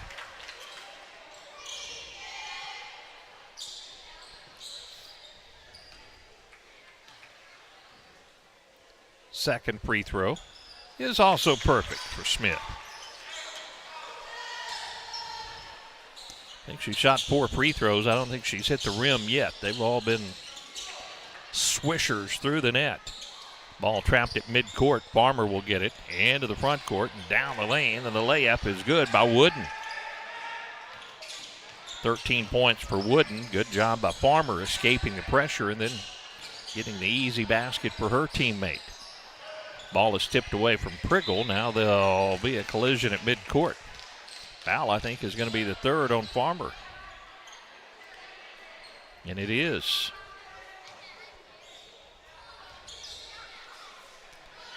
(44-20), Portageville with a lead. 5:58 to play, third quarter. Irby dribbles against Farmer into the front court. Or check it. Dribbling against Irby. Now the pass to Farmer. Farmer to Smith, top of the key. Back to Irby. Irby feeds it down on the low block. Working her way in. Farmer with a shot. Goes back up. Hits the bucket and draws the foul. Farmer's 13th point of the ball game. And an old-fashioned three-point play opportunity as you see our instant replay. Courtesy of NEA Baptist Instant Replay Cam. And ladies and gentlemen, that's the fourth on Farmer for South Pim. She has been the one handling that pressure for South Pim as well as they could handle the Portageville pressure. Kyla Edwards, the senior, will come in to replace her. Farmer's second free throw, no good. Priggle with the offensive board. Follow won't go.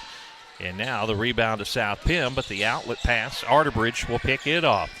Take it all the way to the right side of the lane. Now out top of the key to Irby. Irby will drive down the paint, put it up and score. Irby in double figures with 10 points for Portageville. And the lead 48-20. Cross-court pass. Smith will steal this one away to Farmer. Layup is good. Top seed Portageville starting to pull away here. 50-20. South Pim try to break the press, but they'll throw it way over the head of everybody, over Wooden's head and out of bounds. Ella Wilson into the ball game. Keegan Sanders into the ball game for Portageville. It's 30-point lead with 4:49 to play here in the third quarter. It was a 2-point ball game at the end of the first quarter. The second quarter has been the difference when Portageville has turned on the Jets. Smith goes to Irby. Irby on the right wing. Arterbridge gets the pass and knocked out of bounds by South Pemiscot.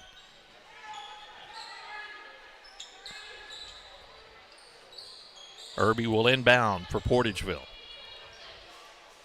Lobs it to Smith. Comes out a bit. Takes it to the elbow with a dribble. Now on the left wing. Arterbridge gets the pass. And has it taken away from her. Outlet pass and the drive down the lane. And the shot is good by Wooden. Wooden now 15 points for South Pim. By far their leading scorer. Next closest has 3 on the other end. A quick answer, though, as Irby will score her 12th point of the ball game. South Pim's Gonzalez gets it inbounds. Portageville still applying the pressure. And a loose basketball picked up by Portageville. Irby goes right side to Smith. Backdoor cut. And a foul will send Portageville to the free throw line, and Deja Arterbridge will shoot the free throws.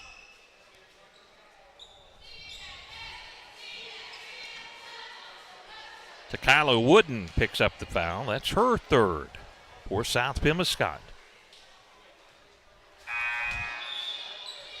First free throw no good. One more coming here for Farmer.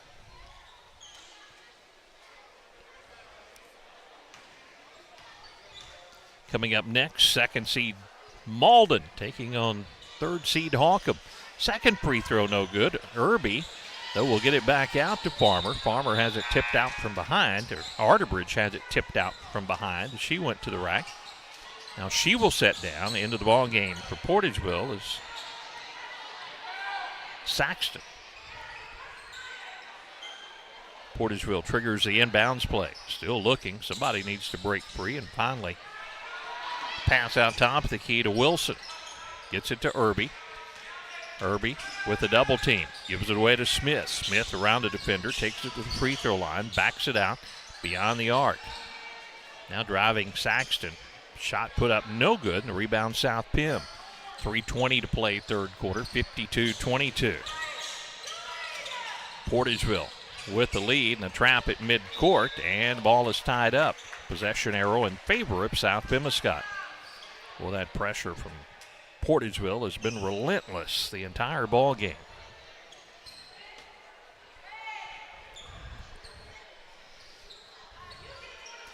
South Pim gets it to Gonzalez. Gonzalez, they'll lay off of her. Didn't take the three. Now Irby will come out and apply a little pressure. Gonzalez picks up the dribble. Gets it down in the corner. Driving down the lane, and the shot is up and good. Count the bucket. As Wooden hits another, that's her 17th point of the ball game, as you see it on a replay cam, and she'll have a free throw to try to cap off the old-fashioned three-point play. Third foul on Irby. And the free throw is no good. Rebound to Smith for Portageville. Smith will take it all the way to the rack, and she'll draw the foul and go shoot a pair of free throws. Coach Kelly Fowler about to clear her bench, get her starters out of the basketball game here with 2:47 to play in the third quarter. First free throw is good by Janiah Smith. Some of the starters out. Substitutions coming in. Coach Fowler told me today she's dressing out all of her ladies, 15 of them, since there's no JV division of this tournament for the ladies. Second free throw was off, no good. South Pim gets the rebound, and they'll lose the handle. Portageville with it. Fires it in the front court, and the layup on the other end. Rims out, no good. Follow back up, in and out, no good. How about one more try? Smith will kick it out on the wing. Now out top of the key. Driving all the way down the lane. Ball is loose, picked up by Portageville. Now Hickenbottom gets it back in the corner. Three-point attempt is up and good by Saxton. He's in double figures with 10 points.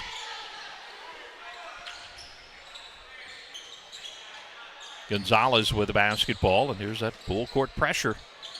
Doesn't matter if it's the starting five or the next five or even the next five. Portageville keeps that pressure on, and this ball goes out of bounds, and it will stay with South Pemiscot.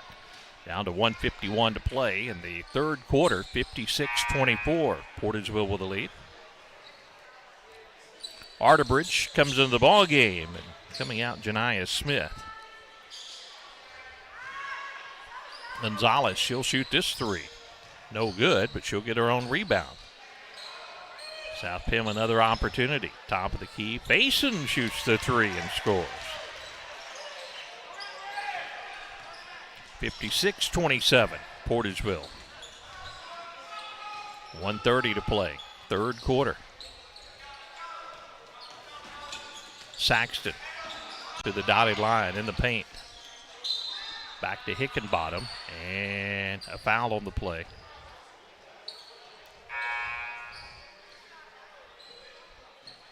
Portageville will inbound on the sideline, leading 56-27, 1:21 to play here in the quarter.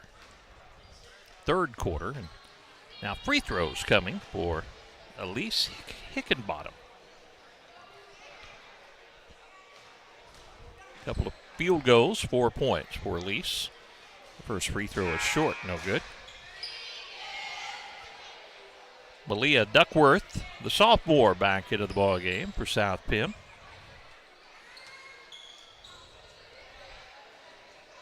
Hickenbottom back to the free throw line for the second free throw attempt. The second one is no good as it rims off. Rebound South Pim. 1:17 to play, third quarter.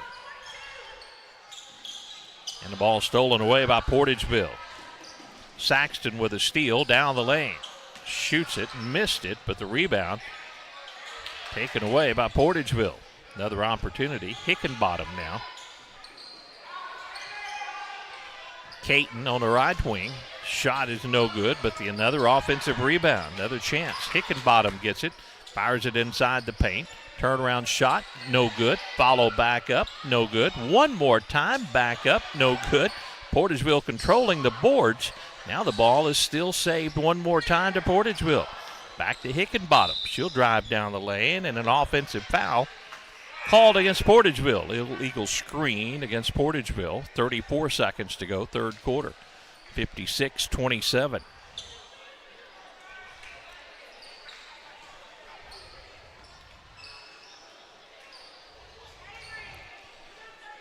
Ella Wilson comes into the ball game. Saxton will come out. South Pim with the basketball. Final 30 seconds of the third quarter. Portageville up big in this one. Gonzalez takes it to the right corner. Looks inside, gets it to Duckworth, and now reaching in there, tying up the basketball is Portageville. And the arrow in favor of Portageville. So Portageville gets it back, 22.5 seconds to play, third quarter. 56-27, Portageville with the lead.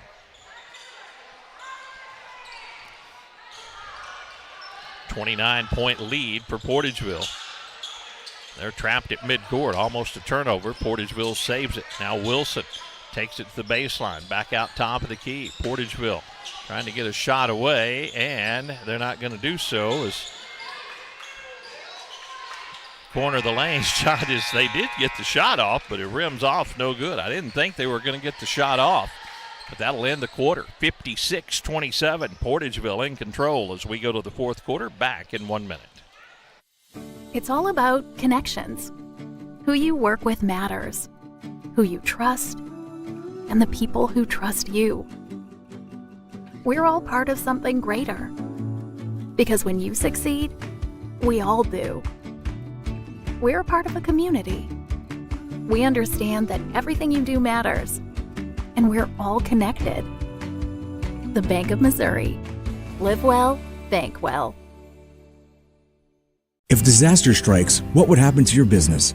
Let the professional team at Ellington Insurance make sure you're covered. Ellington Insurance offers a wide range of services from group and property insurance to commercial general liability, business auto, small business and workers' comp from companies you trust like Philadelphia, Liberty Mutual, Columbia, and Travelers. Ellington Insurance understands the needs of local businesses because they're one too. Contact them today and get covered in Portageville and Caruthersville or online at ellingtoninsurance.com. Ready for the fourth quarter here in our first semifinal. Top seed Portageville, after leading by only 2 at the end of the first quarter, opened things up in the second quarter, and they haven't looked back. 56-27. The lead for Portageville as we start the final quarter of action. It'll be South Pim basketball. Farmer, who picked up her fourth foul, back into the ball game. She has been the key trying to handle the pressure from Portageville so far in this ball game. Crosses over with the right hand, takes it down the lane, tried to get it to Duckworth, but it sails out of bounds. The pass, and back over to Portageville.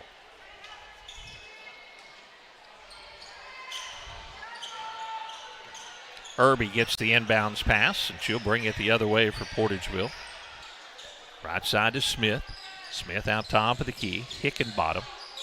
Now left wing. Pass goes to Keegan Sanders. Sanders on the wing will lose the basketball, and it goes out of bounds. Back over to South Pemiscot.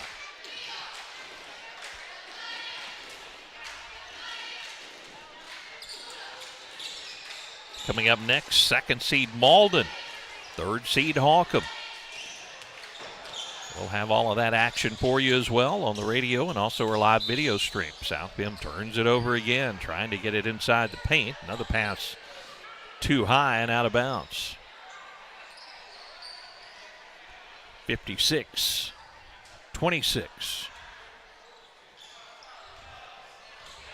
Portageville with a lead in the basketball as Smith takes it in the front court. Sanders feeds it inside, working her way down the lane, tried to pass it out to Hickenbottom, and she saves it in the corner. Portageville keeps the basketball. Smith comes out and gets the pass. Feeds down on the low block, and the ball goes out of bounds. Last touch by Portageville, back over to South Pemiscot.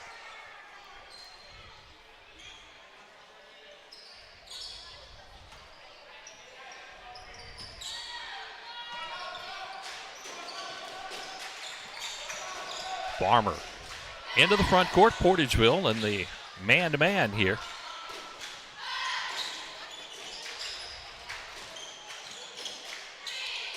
Corner of the lane shot is no good. Duckworth fights for the rebound. It goes out of bounds off Portageville, so South Pem keeps it along the baseline.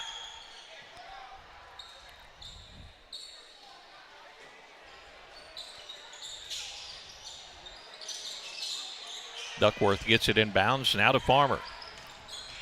Farmer dribbles up between the circles, out near midcourt against the man-to-man, goes around the screen. Now picks up the dribble and needs some help. Tries to fire it to Duckworth and does over the top.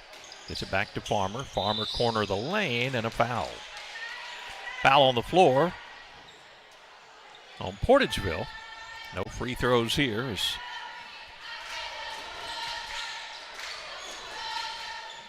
only the first foul of the quarter on Portageville. South Pem inbounds to Duckworth. Back to Farmer. Farmer lost her dribble. Now she needs all kinds of help. And a 5-second violation. Couldn't find anyone to throw it to, and Portageville gets it back. 56-26.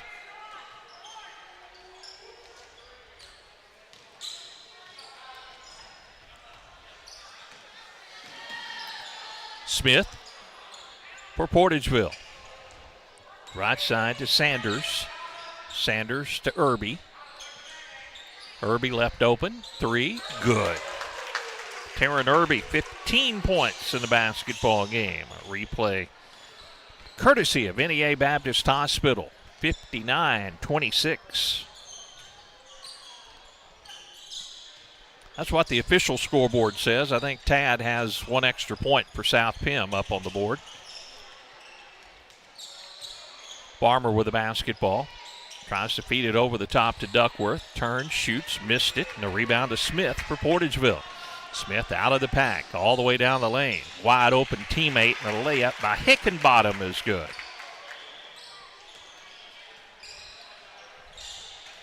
(61-26).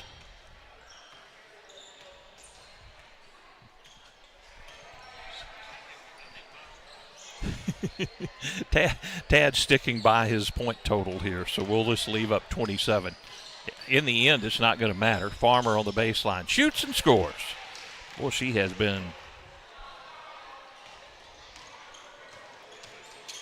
really pressured the entire ball game. That's her 5th point. Now Portageville with the basketball. Smith works her way in the paint. Kick it out. Hickenbottom's three, and it's good. Elise Hickenbottom, her 9th point.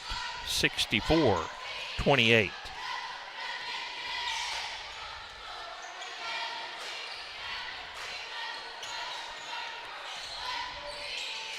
Farmer tries to go around the screen, goes around it again. Now on the give and go. Fadeaway shot. Rims off, no good. And Portageville gets the basketball. Outlet pass is Hickenbottom. Down the lane. Layup good. Hickenbottom with 11. Timeout on the floors. 2:20 to play in the basketball game. 66-28. Back with more after this. Good luck to the Caruthersville Tigers from Caruthersville School District 18. The team is enjoying another great year, and School District 18 encourages everyone to attend the games and support the Tigers throughout the season. Good luck, Tigers, from Superintendent of Schools Brad Gerling, Board President Jimmy Lyons, Vice President Lee Bethune, Treasurer Chloe White, and board members Tom McCall, Joe Cagle, Teresa Tidwell, Shay Clark, and the faculty, staff, and students of Caruthersville School District 18.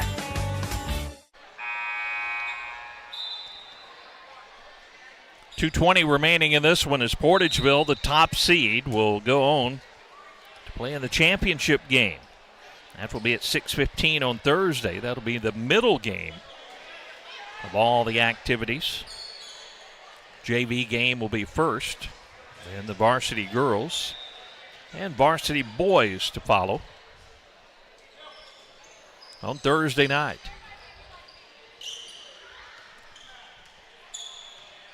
South Pim with the basketball.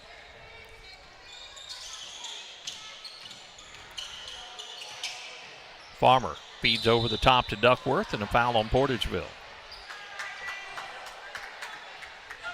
Still no free throws. The mercy clock running here at Portageville. So South Pim will inbound on the baseline. Duckworth trying to get free on the inbounds pass. Now they get it inbounds. Duckworth will shoot, miss it, but she'll be fouled on the shot attempt this time, and she'll go to the line to shoot a pair. Clock continues to run. Again, coming up next, 2-seed Malden, 3-seed Holcomb.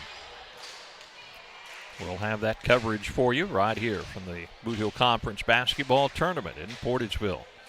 Duckworth's first free throw is no good.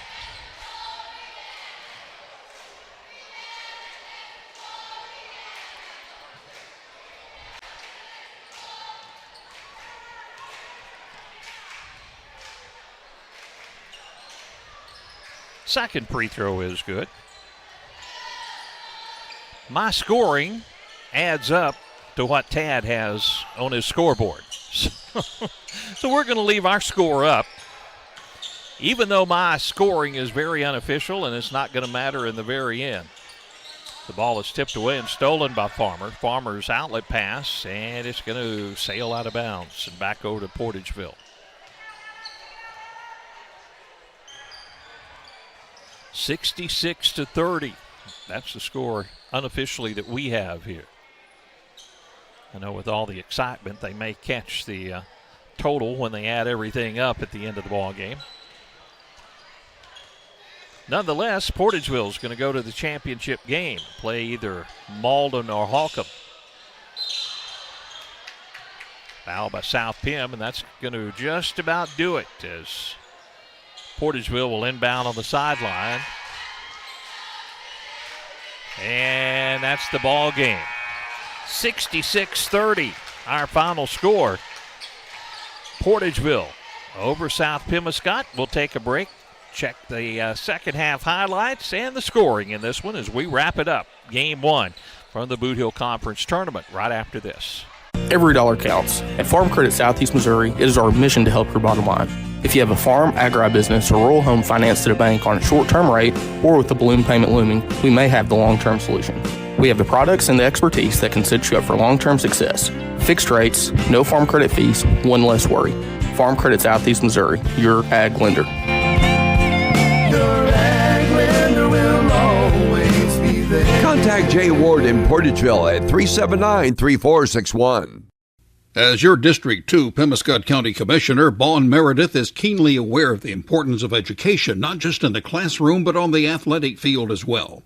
By participating in high school sports, our student athletes learn how to be fit, how to win, and how to practice the principles of good sportsmanship. Commissioner Bon Meredith is proud of these young people and the great job they're doing in representing their schools. Best wishes and good luck to all area teams from your District 2 Pemiscot County Commissioner, the Honorable Bon Meredith of Caruthersville. The Pemiscot County Career and Technology Center can provide the training you need for an entry-level position in today's advanced technical career fields. They'll help you get ahead with classes in automotive technology, ag building structures and construction trades, restaurant management, health occupations, industrial electronics, plus welding technology. All programs are backed by on-campus support and testing services. For information, call 359-2601 and get on the road to success with Pemiscot County Career and Technology Center. Call 359-2601. 66-29, unofficially our final score. That's how it adds up on my book, folks. So we're kind of going to roll with that. What we do know is Portageville will play in the championship game against either Malden or Holcomb. High point score for South Pemiscot to Kyla Wooden. She had 17 points. Only South Pem player in double figures. Wooden had 17 in the ball game. Several of the Portageville players in double figures. Pretty balanced scoring for Coach Penn's team.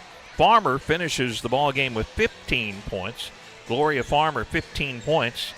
15 points also for Taryn Irby. So a couple of Lady Dogs with 15 points in the ball game. 11 points for Janiah Smith in the basketball game, and 10 points for Satan Saxton in the basketball game. Players in double figures for South Pem, and also Elise Hickenbottom. Elise had 11 points in the basketball game, so great balanced scoring for Portageville as Coach Fowler's team improves to 17-3 as they advance to the championship game and will take on either Malden or Holcomb. We're going to take a break, short break, and we'll be back with starting lineups with Malden and Holcomb coming up next from the Bootheel Conference Basketball Tournament. Stay tuned for more. Stop. There's no need to pay full retail price when you need a replacement part for your vehicle. One visit to Delta Auto Parts and Salvage, Highway 61 North in Portageville will save you money. Serving the area for over 60 years, Delta Auto Parts and Salvage specializes in domestic auto and small truck parts. You'll always get quality service and parts at Delta Auto Parts and Salvage with local delivery and nationwide shipping available. Plus, you can search for your part right from their website, deltaautoparts.com. Before you pay full retail price, call Delta Auto Parts and Salvage, 800-392-0506. BPS Network's goal is to keep you connected to each other and to the world. Since 1996, BPS has been serving Southeast Missouri with the latest technology to provide quality and reliable communication service to their customers. BPS recognizes the importance of our youth and would like to wish all the teams the best of luck. BPS, keeping you connected.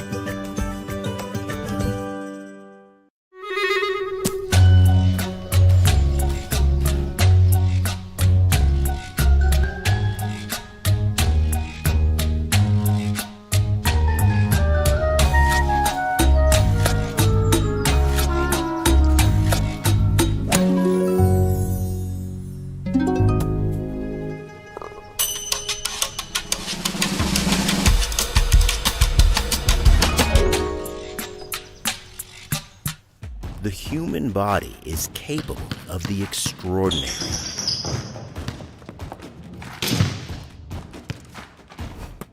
As well as the not so extraordinary. No matter your skill, restore your peak performance with the Orthodox, a dream team of orthopedic surgery. Get back in the game with the Orthodox at NEA Baptist. Pemiscot County District 1 Commissioner David Greer knows the importance of supporting all school athletic events. That's why he's a sponsor of high school sports here on this Pollock Broadcasting Company station.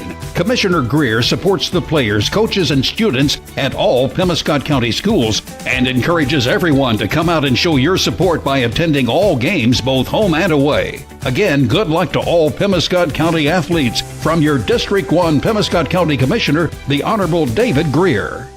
Show me the way to go home. I'm tired and I want to go to bed. You need a good night's sleep? Check out our big mattress sale at Hubbard & Hoke Furniture. Save up to $400 on Sealy Posturepedic sets. Save up to $625 on iComfort memory foam sets. Get your best night's sleep with this luxurious adjustable base. You can always hear me singing this song. Show me the way to go to Hubbard and Hoke Furniture, Blyville and Osceola. The City of Steel supports South Pemiscot High School and takes this time to recognize the players and coaches of this year's South Pemiscot Bulldogs. Mayor Sam Reinhardt, Alderman Linda Nowlin, Mike McCord, Mike Gaines, and Mark Weathers, along with City Clerk Faye Carr, Police Chief Billy Joe Stanfield, Fire Chief Jeffrey Fields, City Attorney Cameron Bunting Parker, and City Judge Mallory Meredith. Extend congratulations to all. Again, best of luck to the South Pemiscot Bulldogs from the City of Steel, Missouri. Green Pharmacy, your community Health Mart pharmacy in Steel, is a sports booster and pleased to sponsor high school sports throughout Pemiscot County here on this Pollock station. Green Pharmacy has been a member of the community for over 40 years and appreciates your business. Good luck to all area teams from David Green and staff at Green Pharmacy. Open Monday through Friday from 9 a.m. until 6 p.m. Call Green Pharmacy in Steel at 695-4533 for more information. Health Mart, taking the time to listen and care. Congratulations to all high school sports teams from United Auto Parts and Steel, a broadcast sponsor and supporter of South Pemiscot Bulldog Sports. United Auto Parts is your Napa parts store in the South Pemiscot area, and they have the parts you need for cars, trucks, and farm equipment with overnight delivery on most orders. When you need quality Napa Auto Parts, call the United Auto Parts team of Ben, Brian, Corlette, or Dan at United Auto Parts. 135 South Walnut and Steel, open Monday through Friday at 6:30 a.m. Call 695-4466. Hey, this is Daryl Wilcoxon with Wilcoxon's Home Place on the South Bypass in Kennett, Missouri. We're getting new products in every week and would like to help you make your place a show place. Living room suites, recliners, including lift chairs, bedroom suites, mattress sets with adjustable bases, appliances, and TVs. We have several payment options available. Come see us at Wilcoxon's Home Place Furniture and Appliance, 901 South Bypass in Kennett, Missouri. A family furniture tradition for over 70 years. Arcosa Marine Incorporated in Caruthersville has an immediate need for personnel to build inland barges. They're looking to hire welders and fitters, so apply now at jobs.arcosa.com. That's jobs.arcosa.com. You'll receive competitive pay and benefits, medical and dental insurance, paid holidays, sick and vacation pay, profit sharing, 401k, along with sign-on and referral bonuses. Apply now at jobs.arcosa.com. Arcosa Marine in Caruthersville is an equal opportunity employer. The Portageville School District Administration and Board of Directors salute the members, coaches, and staff of the Portageville Bulldogs in working to make this another championship year. Congratulations from Superintendent of Schools Michael Allred, Board President Mark Moody, Vice President Micah Roan, Secretary Michael Prince, Treasurer Ronnie G. Adams, and members Patty Johnson, Chad Bradley, and Jarrett Warren. Good luck, Bulldogs, from the administration, faculty, staff, and students of the Portageville School District. Baker Implement Company and Case IH are proud to support area high school athletics the same way we've supported our customers and the community for 85 years. Visit any of our 13 locations in Southeast Missouri and Northeast Arkansas to experience the power of red and the service and support that has kept customers coming back since 1938. Case IH and Baker Implement Company, supporting our community on the basketball court and in your field.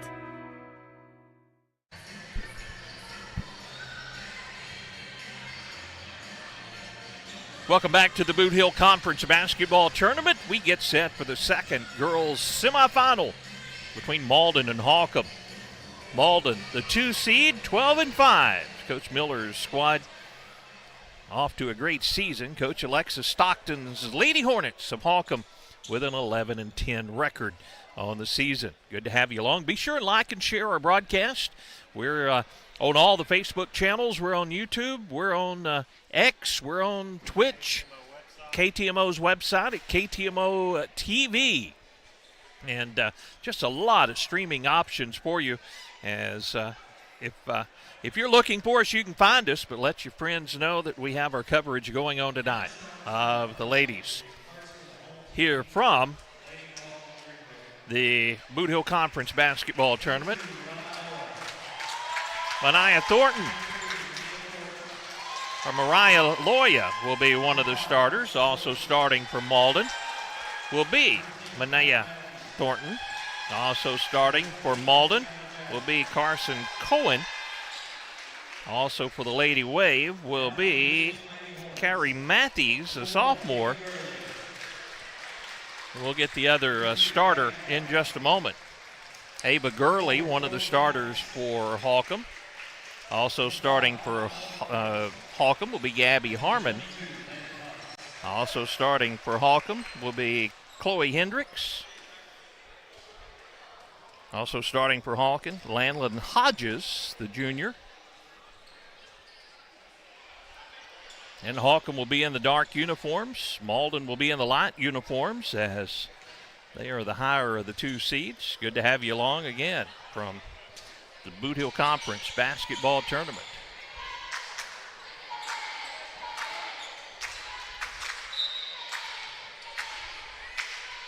Ball is tipped and controlled by Holcomb. So Holcomb goes on the attack first. A left-handed three, up, no good by Chloe Hendricks, but Holcomb gets the offensive rebound. Gurley goes deep in the right corner. Another three on the wing. This one's no good. This try by Kaylee Love Mullins, the sophomore. And the ball goes out of bounds, and it will stay again with Holcomb. Couple of opportunities, but no points yet. Now an opportunity on the baseline is off, no good by Holcomb. And Malden with the rebound, their first possession, 30 seconds into this opening quarter. Lady Wave running the offense, deep in the corner. Long three is an air ball, no good. And the rebound to Love Mullins for Holcomb. And the ball sails out of bounds. Not looking for the pass. It was Kaylee Love Mullins. And it sails out of bounds. Back over to Malden. 7:16 to go, first quarter. In the Bootheel Conference Basketball Tournament. Lady Wave running the offense. Looking inside, nothing there. Now they'll rotate it around deep on the far side of the court. Loya with the basketball. Right wing, they try to feed it inside the paint. The ball is tied up. Possession arrow in favor of Malden. Malden with a record of 12-5 on the season and pulling off the second seed here in the tournament. Top of the key, now left wing, a long three. A little too strong. Offensive rebound, Malden. Both teams hitting the offensive boards. Loya sets it back up. Pass goes on the right side. Matthews tries to feed inside. A nice defensive play inside for Holcomb as Hodges will block it away and get the rebound. Into the front court. Pass to Gurley. Now on the right side. Lady Hornets try to drive the lane. Loose basketball. Hodges picks it up. Now back to Gurley on the left wing. Gurley left open. She'll try another three, and this one's no good, but a long rebound to Holcomb. Another opportunity as Hendricks comes up with it out top of the key. The three ball is no good. Holcomb cold to start this ball game. Had some good looks as Love Mullins couldn't get it to fall. Now Malden basketball. Pass inside the paint. The ball is tied up. This time the arrow in favor of Holcomb. We played 2 minutes, and we have 0 points on the board so far. Full court pressure by Malden. Gurley to Hodges. To a driving Love Mullins to the basket. Now we have points in favor of Holcomb, 2-0. 5:40 to play here in the first quarter. Lady Green Wave with the basketball. Free throw line. Matthews, she'll shoot it for two. No good. Hodges clears away the rebound for Holcomb.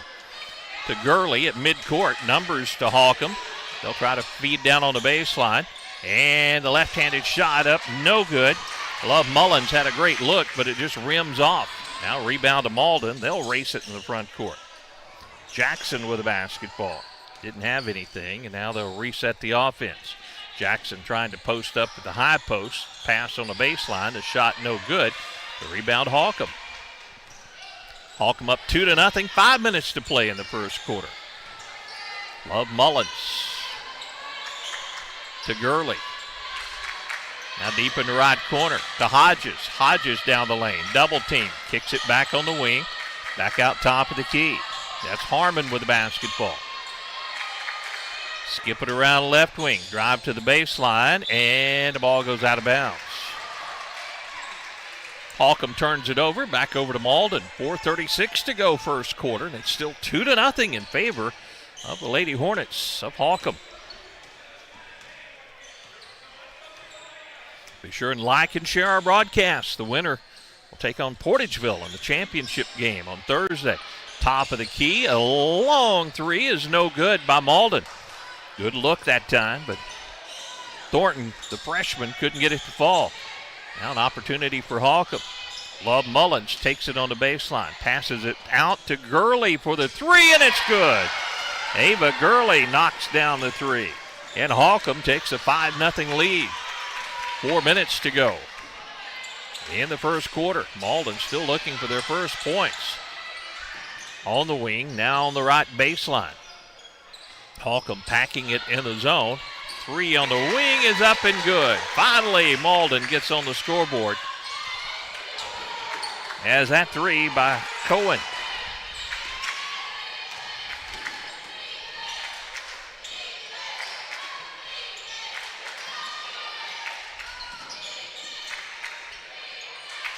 Holcomb, Gurley with the basketball on the left wing. Now on the right side. A three is no good, but Gurley will save it on the baseline. Gurley shoots it for two. Hodges gets the rebound, knocked out of her hands and out of bounds. That three was by Thornton, correction. Well, it's really hard to see the numbers on these Green Wave ladies' jerseys. Here's a shot by Hodges in the paint for two. Hodges' first two of the ball game. Malden running the offense, trailing 7-3. Another three. This one's no good by Thornton, and a foul on the rebound on Malden. First foul of the ball game charged to the Lady Green Wave, and we have a timeout on the floor. 2:56 to play. First quarter, 7-3 our score. Holcomb leads Malden back in 30 seconds.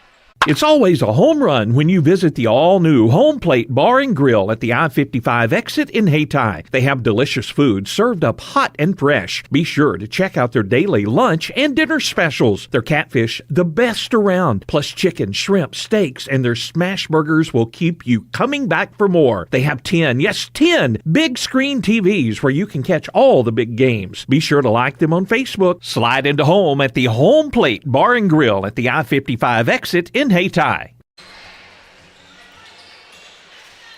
you haven't been to Home Plate, you need to get by there. Well, they have some delicious food. Appreciate their sponsorship of a broadcast here from the Bootheel Conference Basketball Tournament. Just off I-55, the Hayti-Caruthersville exit. Holcomb with the basketball after the timeout, and almost a steal by Malden. Out of bounds, and it will stay with Holcomb. Matthews got a hand on that one.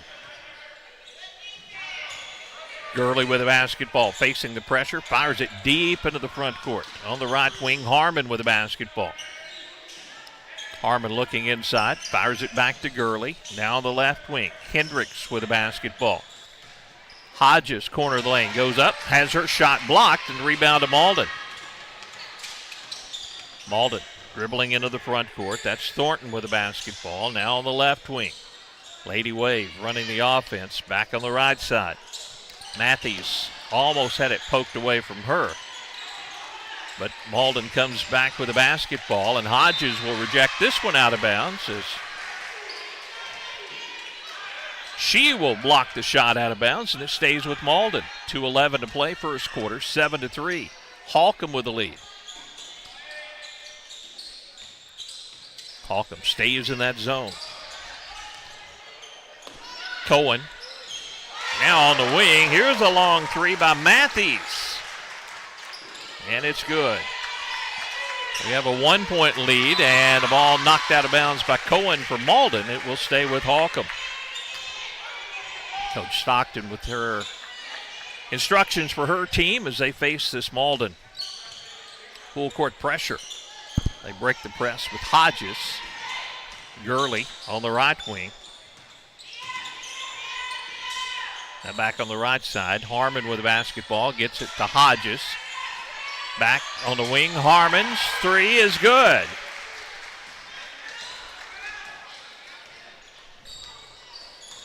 Check it, that was Chloe Hendricks with the three. I'm having a hard time picking up the numbers on both of these teams' jerseys. They kind of blend in. So I apologize for you folks back home that would know right away. The ball goes out of bounds and back over to Holcomb. 1:22 to play, opening quarter, 10-6 our score. Holcomb with a lead in the basketball after the missed Malden shot. Pass into the front court, stolen away by Malden. Malden with the numbers. They'll take it all the way to the rack, and the layup is good by Jackson.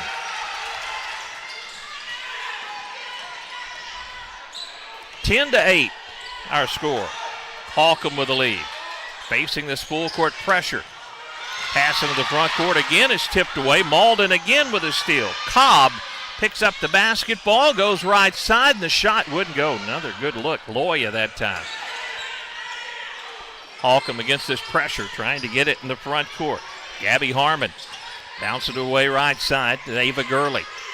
Ava now deep in the right corner. Back out top of the key. The left wing is Harmon. She's covered quickly. Now a baseline drive, nothing there for Hendricks. Now nice high-low pass, and the shot will not fall, but a foul on the play on Malden. Kaylee Love Mullins was fouled on the play, and she'll shoot a pair of free throws. Jackson picks up the foul for Malden. The first free throw is good for Kaylee Love Mullins. 11-8, Holcomb with the lead, 19 seconds to play here in the first quarter. Second free throw is a little too strong. The rebound to Malden. Malden races it in the front court, 14 seconds to play in a quarter.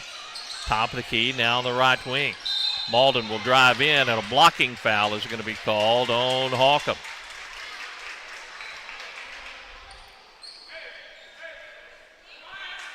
One of the Holcomb players maybe shaken up a bit after trying to draw the charge, and that is Kaylee Love Mullins. Looked like she might have got hit in the lip there as she comes to the sideline. Malden inbounds on the baseline, and Hodges steals it away. What a steal. Now the outlet pass. Holcomb with the basketball, but Malden breaks up the fast break on the other end. Holcomb had an open lane to the bucket, with Malden hustling back, breaks up the layup attempt. Inbound on the wing with one. They try to put the shot away, and Coach Stockton wants a foul but doesn't get the whistle. A lot of contact out there, but no foul on the play, and that will end the first quarter. 11-8 our score. Holcomb leads Malden. Back with the second in 1 minute. Good luck to the South Pemiscot Bulldogs from the South Pemiscot R5 School District. Superintendent Glenn Carter, Board President David Green, Vice President Alan Southern, Treasurer Lance Crawford, and Board members Nojai McDaniel, Stephen Stubblefield, Jessica Carr, and Dustin Crawford join in sending their best wishes. Go Bulldogs from the students, faculty, staff, and administration at the South Pemiscot R5 School District in Steele, Missouri. The Pemiscot County Sheriff's Office supports the high school sports programs throughout the area and wishes everyone a very successful year. Sheriff Joe Bryant and his team know that promoting high school sports and good citizenship helps in building strong communities by making them safer, more enjoyable places to live, work, and raise a family. Good luck to all area high school athletes from Pemiscot County Sheriff Joe Bryant and the Pemiscot County Sheriff's Office. Good first quarter of action as the third seed Holcomb Lady Hornets lead it 11-8 over the second seed Malden Lady Green Wave. Tad Jones running all of her controls tonight.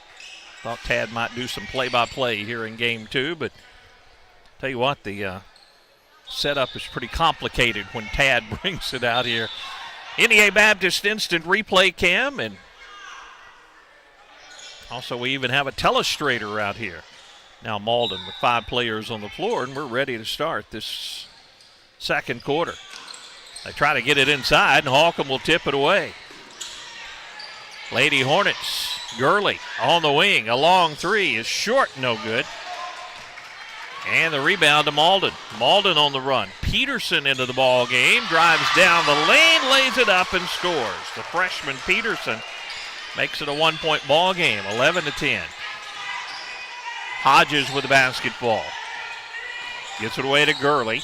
Ava goes in the right corner. They'll drive in. Now get it back on the wing. Holcomb patient with the basketball. Right wing, Harmon with the basketball. Back down on the baseline. Now Harmon again on the wing. Harmon circles it left side. Gurley with the basketball, and a foul will be charged on Malden's Matthews. Malden continues to substitute in and out. Loya comes into the ball game for the Lady Wave as Carly Cobb will set down for Malden.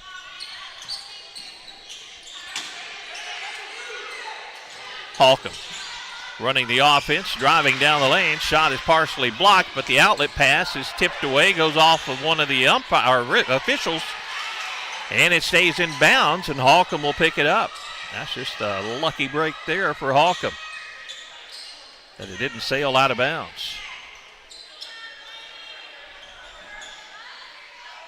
Holcomb running the offense.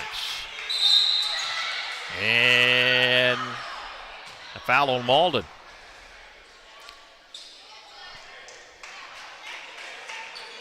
Cohen picks up this foul. Try to fight through a screen.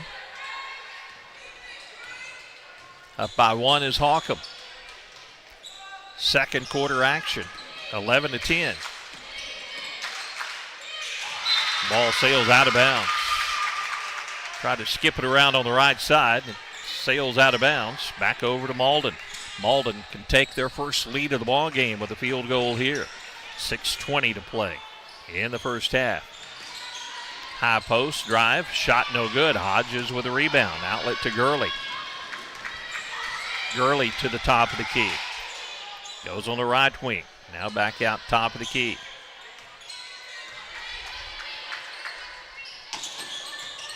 Harmon to Hendricks. Now on the right side, Hodges. To Gurley. Gurley left open. The three is off, no good, but the rebound to Holcomb, put back up. Rims off, no good. And the rebound to Malden.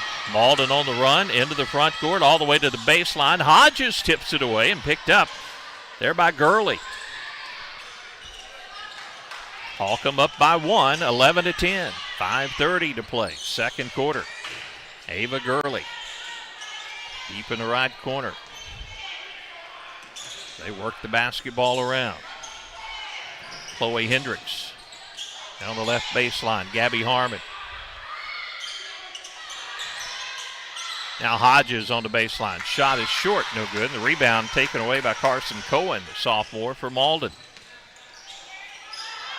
Loya back to Cohen. She's a three-point shooter, and it rims out, no good. Boy, she had a good look. Rebound Holcomb. They still up by one. Harmon will set the offense. She takes it on the wing, back out top of the key. The three is up and good. Gabby Harmon with a three-point basket for Holcomb. And it's a 4-point Holcomb lead. Malden with the basketball. They get it to the high post. Now on the wing, driving in is Thornton. Thornton kicks it out to the elbow. Shot is up and good by the Green Wave. Loya with the bucket for Malden. Now Holcomb with the basketball. Gurley on the right wing, deep in the right corner. Here's a long three. It's no good by Hardcastle. And the rebound Malden. Down by two. Into the front court. Pulling up Cohen. Corner of the lane. Oh, it's halfway down and rims out. Rebound Holcomb. Now the ball's taken away, though, by Malden. Put up short. And it's out of bounds off Malden. Oh, they had a good look to tie this ball game up. It wouldn't go. Into the ball game will be Jackson for Malden. Coming out of the ball game will be Hardcastle for Holcomb.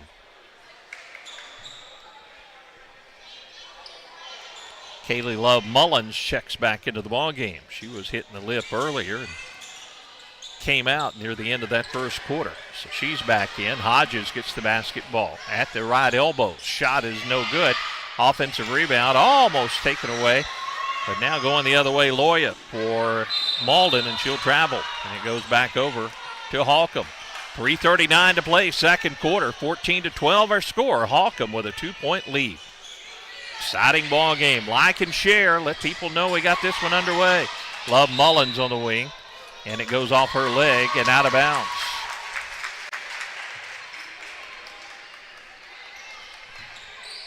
Malden gets it back. Down by 2. They have not led so far in this ball game. Holcomb's zone has really kept that offense quiet for Malden. Drive on the baseline, kick it out. Here's a 3. It's short, no good. Boy, it was right on line, and now reaching in there, and the ball is tied up. As Matthews reaches in and ties it up, possession arrow in favor of Holcomb. 3:16 to play, second quarter. Holcomb up 14-12. Kinsey Wynn comes into the ball game now for Malden. Gurley at midcourt, runs into a defender. Holcomb still in the backcourt. Now they'll cross the timeline. Hodges gets it corner of the lane. Back out top of the key. Now to Gurley. Gurley finds a seam, puts it up, had it partially blocked, and the rebound Malden. Down by 2 with the basketball. Malden throws it down low, and they tie the ball game up for the driving runner off the board. Jackson with a bucket. Now a steal by Malden, and they take the lead off the turnover. 2:35 to play in the quarter. And we have a foul on Malden, and now one of the Malden players shoves one of the Holcomb players along the sideline. But the foul was on Malden. And Jackson picks up her second. Lucky we didn't have more than that over there on the sideline. Love Mullins on the baseline. Harmon couldn't get the shot away. Top of the key. Here's a 3. It's off, no good by Hendricks. And the rebound Malden. Malden up by 2 as they bring it in the front court. Open shot, and the paint is up and good by the Green Wave, and a timeout on the floor. Kinsey Wynn hits the basket. Malden goes up 18-14. 1 minute break as Coach Stockton wants to talk things over. Malden with the lead, back in 1 minute. For more than 8 decades, Pemiscot Dunklin Electric Cooperative has been the trusted provider of reliable, secure, and cost-effective electricity for our community. Now, they've added Pemiscot Dunklin Fiber, a cutting-edge fiber optic network delivering lightning-fast gigabit internet and crystal-clear phone services. Experience the epitome of customer care with our dedicated local representatives, now located on Kennett's North Bypass and Riggs Street. Discover more at pdec.coop. Pemiscot Dunklin Electric and Pemiscot Dunklin Fiber, your gateway to connectivity and excellent service. The city of Portageville extends congratulations to the Portageville Bulldogs on another fine year. You represent our school and community in a very positive manner and have contributed to making this year's team one of the best ever to wear the blue and white. On behalf of the city of Portageville, Mayor Rodney Walker, Alderman Christine Adams, Chris Hollingshead, Mike Cook Jr., Gary Falk, City Clerk Rachel Rather, and all city employees who send their very best wishes. Good luck, Bulldogs, from the city of Portageville.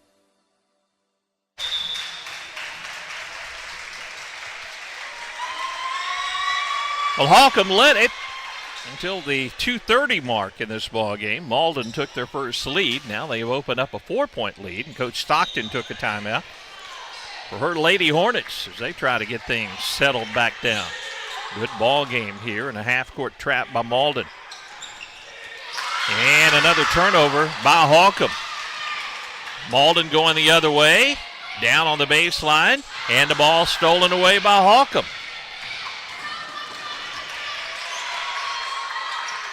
Hendricks picked off the pass.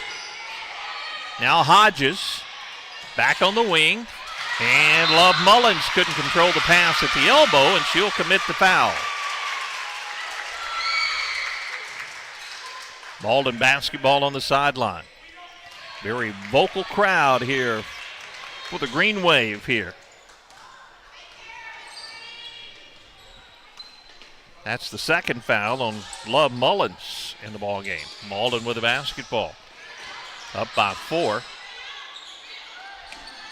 On the elbow, now Cohen gets it left wing. Coach Miller with instructions for his Lady Wave.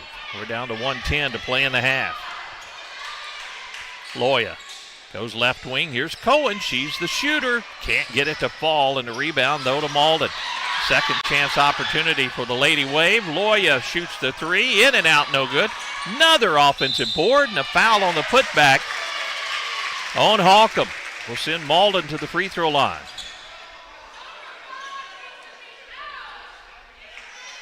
I think the officials even have a hard time seeing these numbers. That's Gabby Harmon. I guess that can be good or bad. It's not good for the play-by-play guy. I know that. And a couple of free throws coming here from Mariah Loya, the senior. 18-14. It's a 4-point lead for Malden. And the first free throw is no good.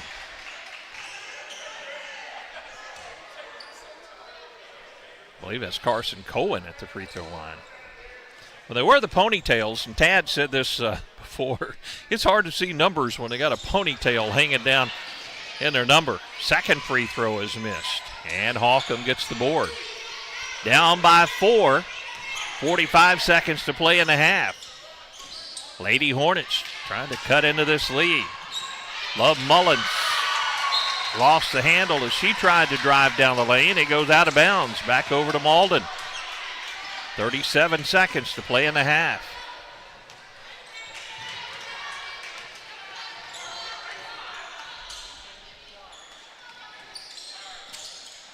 Malden trying to post up. Now Cohen gets it. Skips it around on the left wing. Back out top of the key. Back on the right side. Here's Matthews. Her shot no good, and it hits the basket support. And it goes back over to Holcomb. 18-14, Malden with the lead. Thornton, the 5'9 freshman, will come in. Provide a little extra height out there for Malden. Down to 15 seconds to play in the half, and here's the Lady Hornets trying to cut into this lead. Top of the key, now left wing. With it is Hendricks. Back out top of the key with 5, with 4. Holcomb needs to get the shot away, left side. Hendricks drives the baseline, and Holcomb didn't get the shot away before the horn sounds. 18-14, the halftime score. Malden leads Holcomb. We'll take a break, check the first half scoring and first half highlights right after this. As your District 149 Missouri State Representative, Donnie Brown knows the value of high school sports and how it helps to shape our young people for the challenges of tomorrow. That's why Donnie Brown is pleased to be a broadcast sponsor of high school sports here on Pollock Radio. Good luck and best wishes to all from your District 149 State Representative, the Honorable Donnie Brown, serving the citizens of New Madrid, Pemiscot, and Mississippi counties. Paid for by Citizens for Donnie Brown. Angie Kellums, Treasurer. You were in an accident. You're okay, but your vehicle is damaged. What do? First, call your insurance company and let them create a claim number. Then call Rodney at Pitts Collision and Towing Service in Steele. Rodney Pitts and Marie Alsop will process your claim and start the process of getting your vehicle back to its pre-accident condition. Don't let your insurance company steer you out of town. Choose Pitts Collision and Towing Service. Pitts Collision and Towing Service is known for their precise body and frame repairs on all foreign and domestic vehicles. They now offer plastic welding, which makes your rubber or plastic bumpers look brand new. In addition, Pitts Collision and Towing Service has a large stock of auto parts and small truck parts. Call Pitts Collision and Towing Service today at 573-695-4741 or 573-837-3228. Or stop by Pitts Collision and Towing Service today, 121 South Walnut in Steele.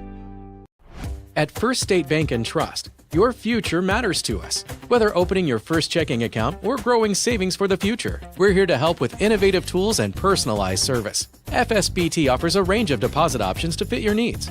For nearly a century, we've been committed to the financial needs of our local customers. Secure your future with a bank that's been trusted for generations of families in Southeast Missouri. First State Bank and Trust. Your money, your future, your bank. Member FDIC.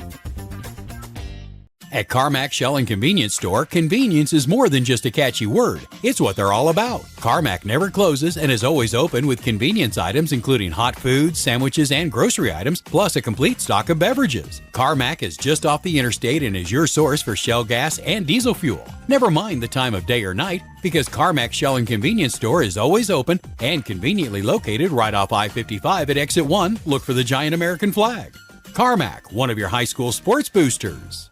Cameron Bunting Parker, your District 150 Missouri State Representative, is a supporter of high school academics and sports throughout the region. She takes this opportunity to salute all area teams. As your District 150 State Representative, Cameron Bunting Parker wants to hear your views and your concerns. She's proud to serve the people of Southeast Missouri at the state capitol as your voice in Jefferson City. Good luck to all area teams from Cameron Bunting Parker, your Missouri State Representative for District 150. Paid for by the committee to elect Cameron Bunting Parker, Philip A. Santi, Treasurer. Back the half, 18-14 our score. Malden leads Holcomb. Holcomb led 11-8 at the end of the first quarter. That means Holcomb only managed a 3-point basket in that second quarter. And Malden took their first lead of the ball game at about 2 minutes and 30 seconds to go in the quarter. And now they've opened up an 8-point lead at the half. Lots of opportunities for both ball clubs, but not a lot of offense. And this is the type of game you would think Coach Stockton would like, because if Malden gets out and running and gets hot, they can put a lot of points on the board. But so far, the defense from Holcomb has been very good, but the offense in that second quarter really went stagnant. Here's the way the scoring went in the first half. First for Malden, and again, these scores are very unofficial. I'm having a hard time picking up numbers for both teams. Hesitania Jackson, I have, with 4 points for Malden. A couple of players with 3. Matthews with 3. And Thornton with 3. Also in the scoring column was Patterson, the freshman, with 2. Wynn with 2 for Malden, and 2 for Loya in the first half for Malden. As you've been watching some of our first half highlights, courtesy of NEA Baptist Hospital, our instant replay cam and our highlight cam from the Bootheel Conference basketball tournament. Lots of threes in the scoring column for Holcomb, just not enough of them. Ava Gurley with 3, Gabby Harmon with 3, Chloe Hendricks with 3, Kaylee Love Mullins with 3, and 2 points for Landland Hodges. Hodges with 2 for Holcomb. First half scoring, that's the way it goes, and it's a 4-point lead for Malden, the number 2 Green Wave. Out in front of Holcomb, 18-14 at the half. We'll take another halftime break and be back with the start of the third quarter. Be sure and like and share.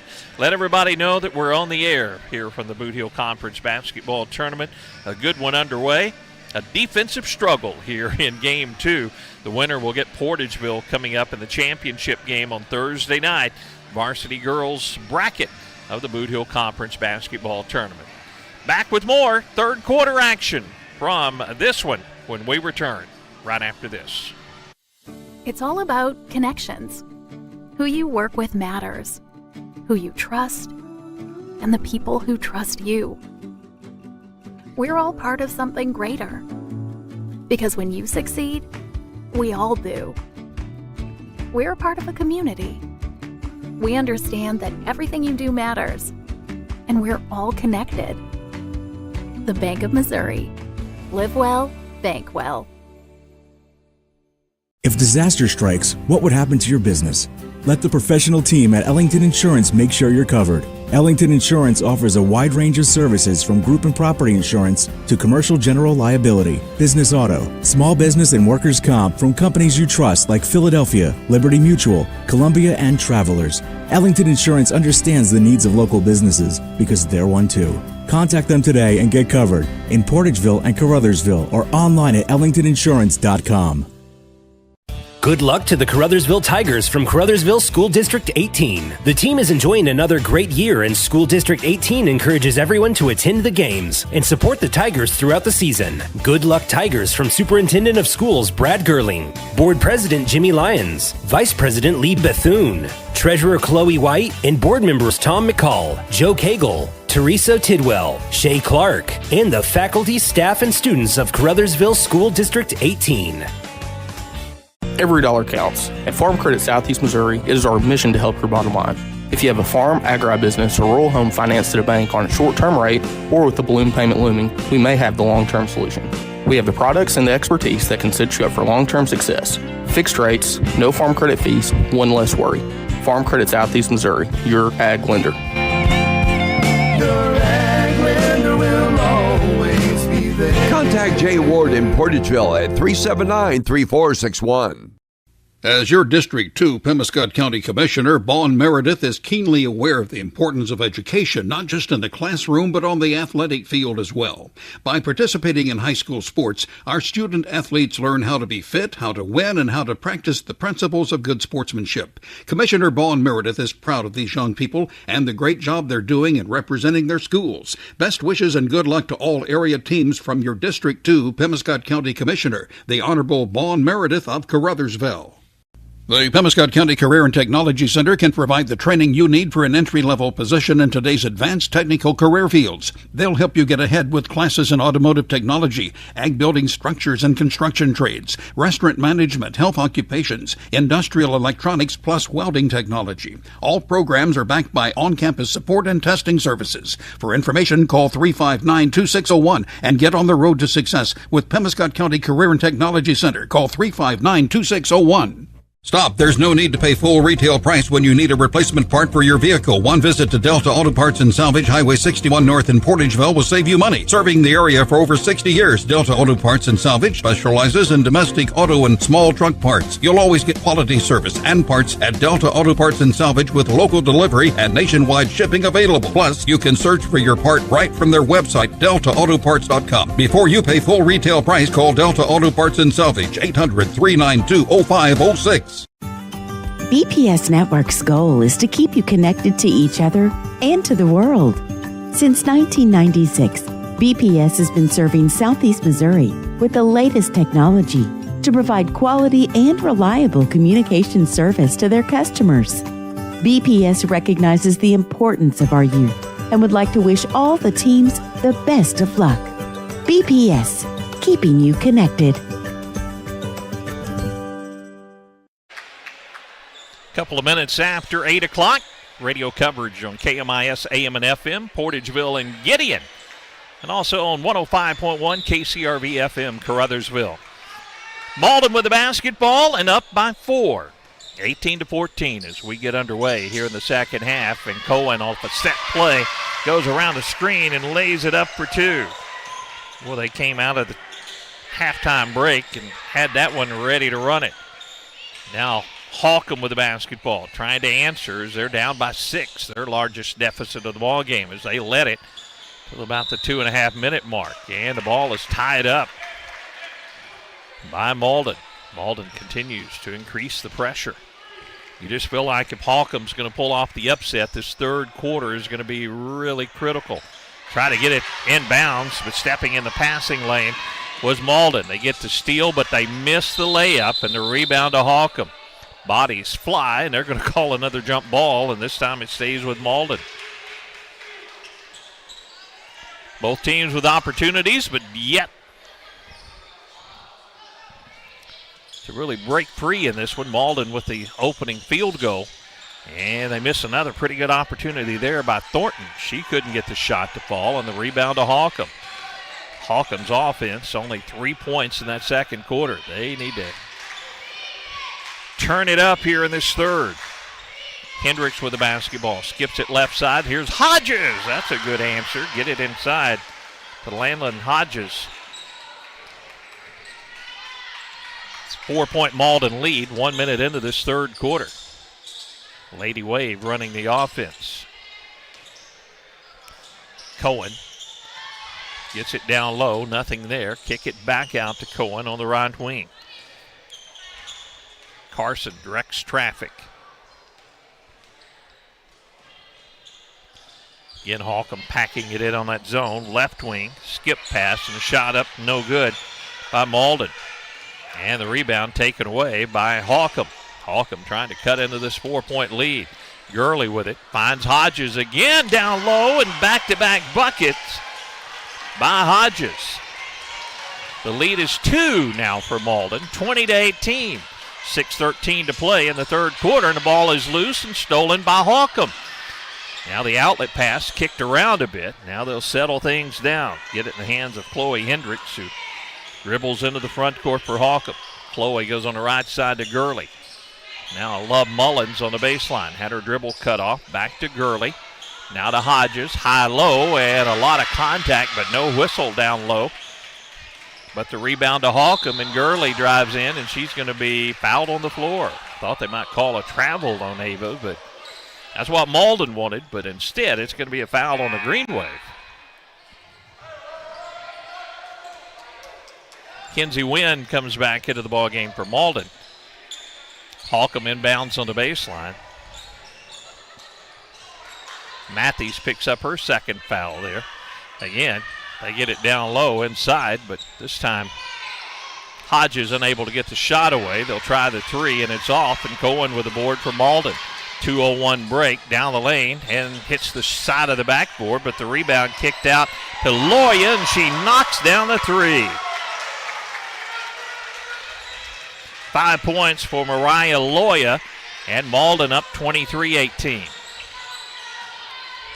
Holcomb trying to answer as they run the offense into the front court. Hodges again posting up inside the paint, turns, shoots, and scores. Malden's having a hard time handling the junior for Holcomb. 6 points in the quarter. Now Malden with the basketball. They'll try to get it down low, and the shot is no good. Rebound fought for, and Hodges comes out of there with it.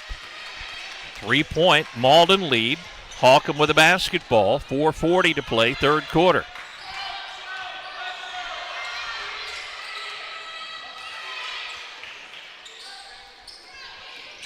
Ava Gurley passes deep in the right corner. Now gets it back. Skips it around on the left wing. Here's a three, and it's off, no good. Hodges was there with inside position, and I think Malden's going to be over the back on the play. And it is on Malden.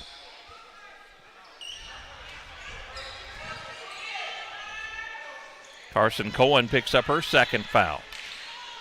Holcomb gets it inbounds, and the easy two by Love Mullins.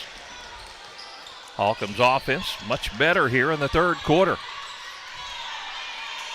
It's a 1-point lead for the second-seeded Lady Green Wave. Open look, Loya, she hits another one.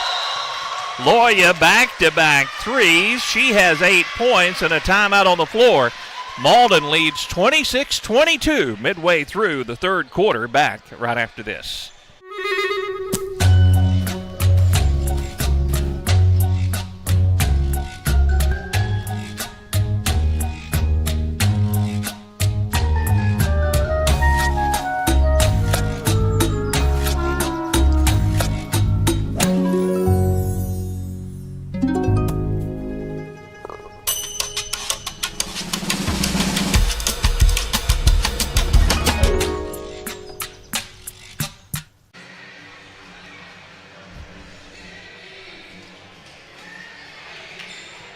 Malden, back-to-back, 3-point buckets, Mariah Loya, and they lead it by 3.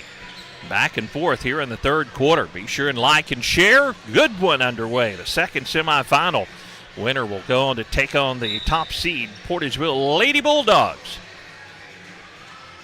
who knocked off South Pim earlier tonight, 66-29. This one a much closer ball game, even though that Portageville South Pim game was a 2-point ball game at the end of the first quarter. Portageville turned up the pressure and pulled away in the second and never looked back. Here Holcomb with the ball and full court pressure by Malden. As Coach Miller took the timeout, setting up his defense. Holcomb gets it inbounds, and here's that Malden press. They'll fire it in the front court. Hodges goes cross court, and the layup is missed by Love Mullins. She might have had it deflected from behind. The ball knocked out of bounds as Malden racing the other way, and it stays with the Lady Wave. 26-22.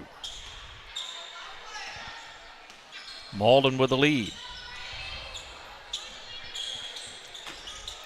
Cohen tries to drive the baseline, had it poked away. Hodges tips it. Now picked up by Gurley. They're trying to reach in there on Gurley, and now they call a travel on Ava Gurley. Ava was trapped on the sideline, and they were ripping after the basketball, and Ava shuffled the pivot foot. Don't quite blame her. Here's Cohen. Three is short, no good. And the rebound to Holcomb. And a travel.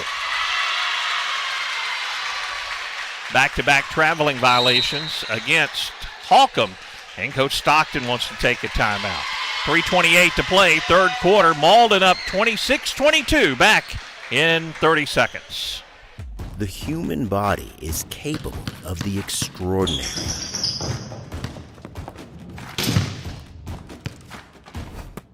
As well as the not so extraordinary. No matter your skill, restore your peak performance with the Orthodox, a dream team of orthopedic surgery. Get back in the game with the Orthodox at NEA Baptist. NEA Baptist Hospital, one of our great broadcast sponsors, and providing our instant replay cam. Malden with the basketball after the timeout. Holcomb stays in that 2-3 zone. 4-point Malden lead. Left open. In the corner is Thornton. Her three no good. And the long rebound to Gurley. Cohen will come in from behind and steal it away. Here comes Malden going the other way. Fire it on the wing. Aloya skips it around on the right side. A drive to the baseline. Back to Cohen. Now inside. They back in on Hodges, and Hodges called for the foul. A couple of free throws coming here for Malden.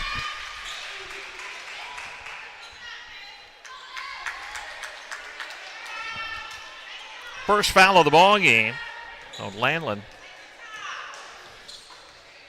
And a couple of free throws here for Malden.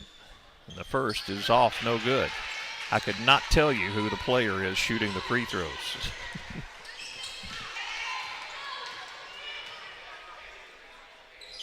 Second free throw is banked in.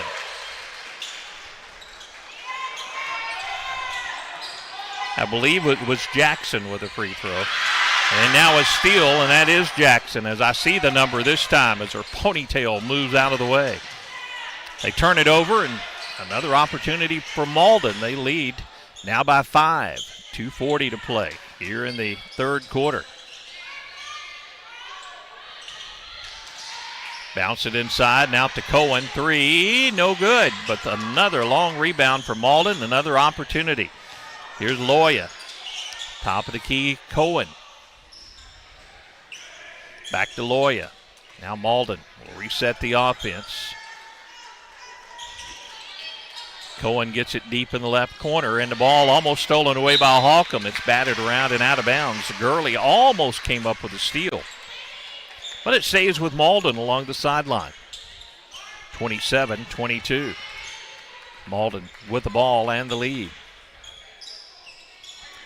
Pass at the high post. Now on the left wing, a three by Thornton. A long rebound is fought for, and Ava Gurley comes out of there with it. Ava was the only one in the Holcomb colors around that ball, but she comes up with it and feeds down low to Hodges for another bucket. Hodges, 8 points in the quarter, and the lead is 3 for Malden. 1:40 to play, third quarter. Malden slows it down as they bring it in the front court. Right wing, now they feed at the free throw line. Thornton with the basketball, kicks it back. Here's a Cohen three. This one's no good. Well, she's a shooter, but she's been a little off tonight. Gurley is tackled at midcourt. And the foul on Malden. It'll be Holcomb basketball just across midcourt. And that's the third foul on Malden's Matthews. That could be a big foul for the 5'5 sophomore. Hendricks with the basketball. Gurley to Hodges deep in the right corner. Back to Hendricks. Hendricks in the corner. How about a Gurley three? No, too strong. Rebound tipped twice, and it is saved on the sideline. Now they're tying up the basketball, and the possession arrow will keep the ball in favor of Holcomb. Good hustle both ways. Coach Miller making substitutions for his Lady Wave, trying to keep his players fresh as he substitutes in and out. 27-24, 1:03 to play, third quarter. Holcomb trailing, but they have the basketball. Hodges on the baseline, drives to the low block, shoots and scores another. 14 points now for Hodges in the ball game. 1 point Malden lead, 45 seconds to play, third quarter. Again, Holcomb stays in that zone. Malden has been patient. Cohen bounces it, but nobody home, and right into the hands of Holcomb, who can take the lead here in the final seconds of the third quarter. Pass is knocked out of bounds off of Cohen. Lucky that time, a high pass. David Gurley, I don't think, would have ever gotten to it. Hardcastle back into the ball game for Holcomb. Holcomb basketball on the sideline. They get it in bounds. Out top of the key. Now Hardcastle gets it left wing. 23 seconds to play in the third. Gurley drives the baseline. Missed it. Gets spots for her own rebound, but Cohen comes out of the pack with it. Cohen dribbling coast to coast. Now on Hodges. Shoots. Too strong. No good. Rebound Hardcastle. 9 seconds to play in the quarter. Hardcastle into the front court. Out top of the key. Now to Gurley with 3, with 2. Shoots it at the buzzer. Short. And that will end the third quarter. We have a 1 point ball game, 27-26 as we go to the fourth quarter. Malden leads Holcomb back in 1 minute. Pemiscot County District 1 Commissioner David Greer knows the importance of supporting all school athletic events. That's why he's a sponsor of high school sports here on this Pollock Broadcasting Company station. Commissioner Greer supports the players, coaches, and students at all Pemiscot County schools and encourages everyone to come out and show your support by attending all games, both home and away. Again, good luck to all Pemiscot County athletes from your District 1 Pemiscot County Commissioner, the Honorable David Greer. Show me the way to go home. I'm tired and I want to go to bed. You need a good night's sleep? Check out our big mattress sale at Hubbard & Hoke Furniture. Save up to $400 on Sealy Posturepedic sets. Save up to $625 on iComfort memory foam sets. Get your best night's sleep with this luxurious adjustable base. You can always hear me singing this song. Show me the way to go to Hubbard & Hoke Furniture, Blyville and Osceola. Ben and George. Couple of characters. We appreciate Hubbard and Hoke, their sponsorship of our broadcast here from Portageville. It'll be Malden basketball and a good ball game, 27-26. Second seed Malden in a tussle with third seed Holcomb here. Like and share our broadcast. Let everybody know we're underway. Malden gets it in bounds inside the paint, and the shot is blocked out of bounds. So Green Wave will keep it. Cohen looks to trigger the inbounds pass, and Hodges steals it away. Chance for Holcomb to take the lead here. Their first possession of the third quarter. Gurley on the right wing, back out top of the key. Now on the left side. Holcomb patient with the basketball. Back to Gurley. Corner of the lane. Her shot might have been partially blocked, and rebound to Cohen for Malden. He has it go off her leg, picked up by Gurley. Gurley will take it coast to coast, and Cohen will foul her. For Cohen, that's her third foul. Substitutions for the Lady Wave as Coach Miller continues to substitute in and out his ball club. Holcomb trailing 27-26. They'll inbound on the baseline. And there's Hodges. She was hot in the third, but she missed the first attempt here in the fourth quarter.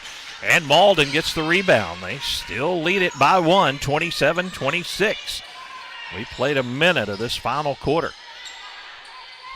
Green wave on the baseline, and a three in the corner is off, no good. And a good rebound inside by Chloe Hendricks for Holcomb. Chloe, one of the seniors on this ball club, sets up the offense. Malden in a 2-3 zone. Bounces it away left side. Top the key, Hardcastle with the basketball. Back on the left side. They're trying to double team Hodges. Now the ball stolen away by Loya. And a bucket on the other end. Loya stepped in the passing lane. She's in double figures with 10 points. Now Malden steals it back. They back their way in, and they score back-to-back buckets. This time Thornton with the basket. Holcomb facing this full-court pressure. Trying to get it across the timeline, and they finally do. Hendricks on the wing. Here's a Gurley three. Oh, it's a little strong, no good. And a rebound to Cohen. Malden looks to push it up the floor, and contact and free throws coming for the Lady Wave. Holcomb tried to draw a charge, and then off the missed shot, Ava Gurley commits the foul, and a couple of free throws for Malden coming here. 31-26, the lead is 5 for Malden. A couple of free throws, and the first is good.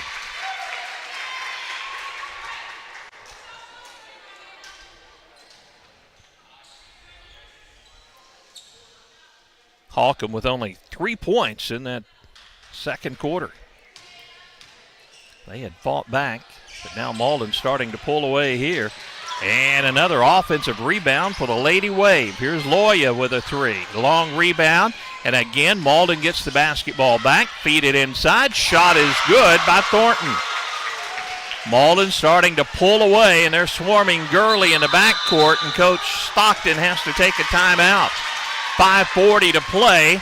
Malden has opened up an 8-point lead. We'll take a break. Be back with more in 30 seconds.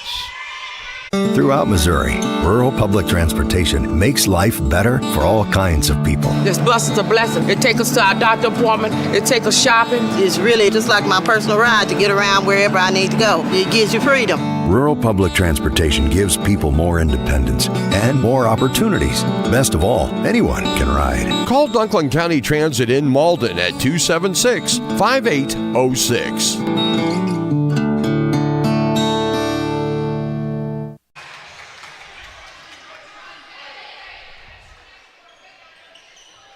(34-26) Malden, and they have turned up the pressure in the fourth quarter.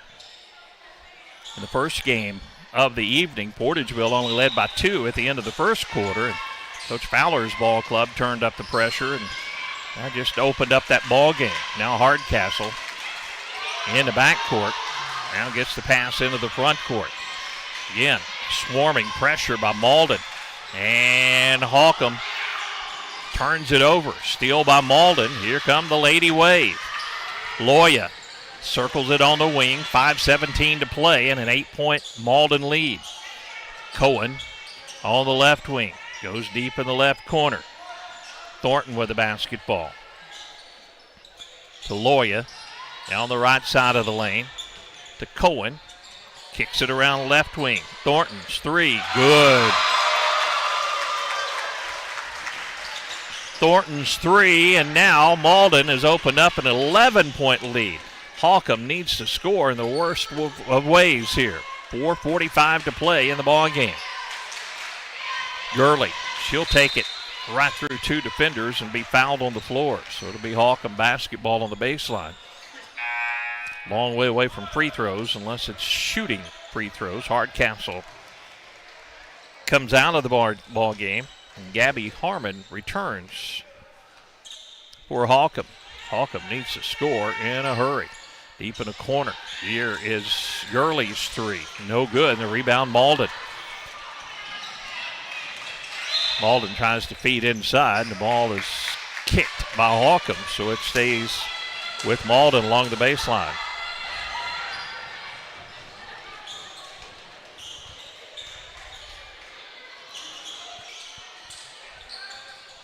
Malden throws it out top of the key, and they get it inbounds.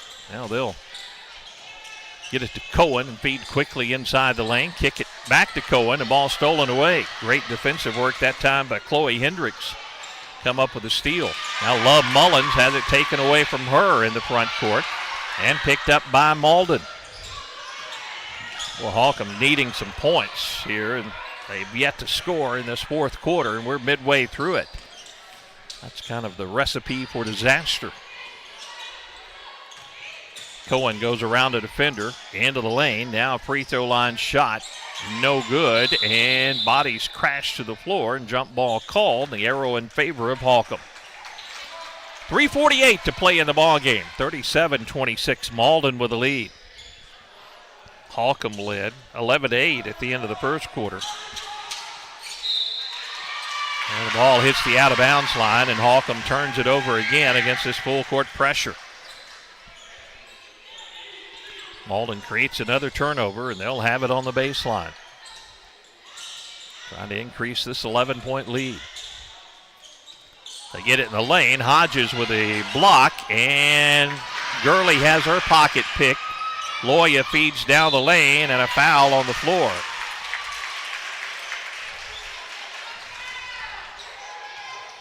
Jackson was fouled on the play, but she was on the floor. So Malden inbounds on the baseline with 3:37 to play, leading by 11. Holcomb is yet to score in this fourth quarter. They needed a big fourth quarter as they had cut the lead down to 1 starting the quarter, but it's been all Green Wave here in the fourth. Still 3:30 to play. Malden trying to take care of business, though, and they shoot the long three. It's off, no good. No over-the-back call against Malden. We'll give the basketball over to Holcomb, and here comes that full-court Malden pressure once again.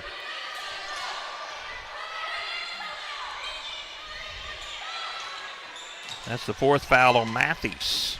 She was over the back. And losing the ball out of bounds is Holcomb. It's Ava Gurley facing the double team near midcourt. Couldn't hang on to it. Malden gets it inbounds. 3:19 to play in the ball game. Up 37-26, and they'll throw it out of bounds. A little bit sloppy play both ways here in the fourth quarter, but Malden's put points on the board, and Holcomb yet to take the lid off the bucket here in the quarter. Another collision at midcourt, and a blocking foul on Malden's Cohen. So for Cohen, that is her fourth. Fourth team foul on Malden with the next foul. Holcomb will be at the free throw line, and they'd love to get some points with the clock stopped. Here's Hodges, takes it in the lane, kicks it to Gurley. Her three, no good. And we have a foul on the three-point play attempt. And that is all on Matthews. She will foul out of the basketball game. 3 points for Kyrie Matthews. She fouls out with 3:02 to play. Gurley to shoot the 3 free throws in the first. They're not going to count it. She just made it. But Malden's got to get a substitution into the basketball game. So wipe off the free throw. Now Malden will send Carly Cobb into the ball game. The ball had went through the basket. We're going to see if it counts or not.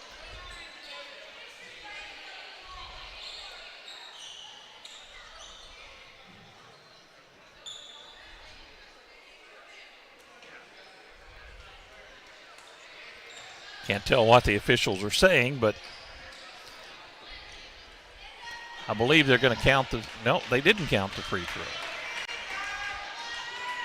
Ava Gurley at the free throw line. And the first here does count, as it's good. Cuts the lead down to 10, 3:02 to play. Next free throw from Ava is also good. Malden basketball.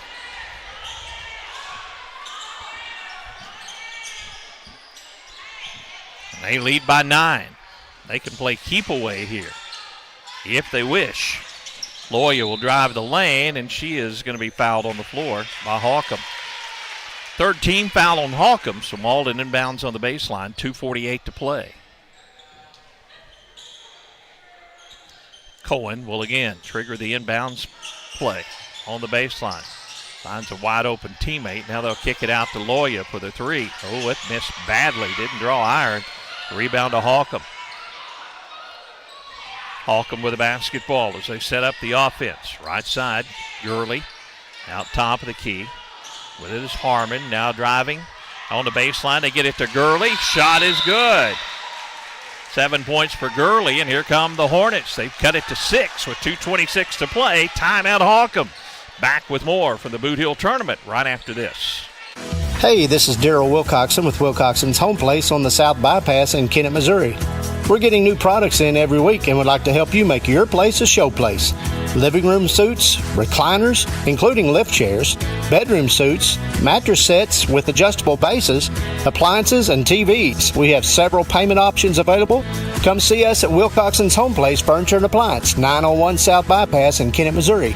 A family furniture tradition for over 70 years. Arcosa Marine Incorporated in Caruthersville has an immediate need for personnel to build inland barges. They're looking to hire welders and fitters, so apply now at jobs.arcosa.com. That's jobs.arcosa.com. You'll receive competitive pay and benefits, medical and dental insurance, paid holidays, sick and vacation pay, profit sharing, 401k, along with sign-on and referral bonuses. Apply now at jobs.arcosa.com. Arcosa Marine in Caruthersville is an equal opportunity employer. Malden with a 6-point lead with 2:26 to play in the ball game, and Malden will have the basketball after the made bucket. Coach Stockton takes the timeout. Holcomb will come back. Now they will apply a little pressure at midcourt. They've primarily been in the zone the entire night. Malden gets it in the front court. Cohen gets it deep in the corner, almost knocked out of her hands, and now Holcomb gets the steal. Harmon gets the steal. Outlets and down the lane. Ball knocked out of bounds. As Hendricks was racing for the basket for an easy two, and Malden breaks up the shot attempt. Holcomb basketball in the corner. They try to generate some points here. Out top of the key. With it is Hendricks. Hendricks to Gurley. Back to Hendricks. Hendricks penetrates. Kicks it on the wing. Now at the elbow. Love Mullins goes back deep in the corner. Out top of the key. 1:49 to play. Holcomb needs some points here. Down by 6. Left wing. Deep in the left corner. Now they'll feed. Hodges in the corner of the lane. Missed the shot and a rebound Malden. But the ball is loose and picked up by Holcomb. Holcomb. 1:30 to play. Down 6. They need to score in a hurry. Gurley trap. Pass gets away. Now to Hodges. Hodges on the left wing to Harmon. Here's a Gurley three. Bingo! Ava Gurley with a long-range three. And it's a 3-point ball game with 1:13 to go. Malden with the ball. They get it in the front court. Cohen on the baseline. Boy, she wanted to shoot that, but instead gives it to a teammate, Jackson, who was wide open for the easy two. Malden answers 39-34, 5-point game with 1:03 to play. Back with more in 30 seconds. The Portageville School District Administration and Board of Directors salute the members, coaches, and staff of the Portageville Bulldogs in working to make this another championship year. Congratulations from Superintendent of Schools Michael Allred, Board President Mark Moody, Vice President Micah Roan, Secretary Michael Prince, Treasurer Ronnie G. Adams, and members Patty Johnson, Chad Bradley, and Jarrett Warren. Good luck, Bulldogs, from the administration, faculty, staff, and students of the Portageville School District. Great ball game underway here. The second semifinal winner will take on Portageville on Thursday night here at the Bootheel Conference Basketball Tournament. Malden up 39-34, 1:03 to play, and Holcomb will have the basketball after the timeout.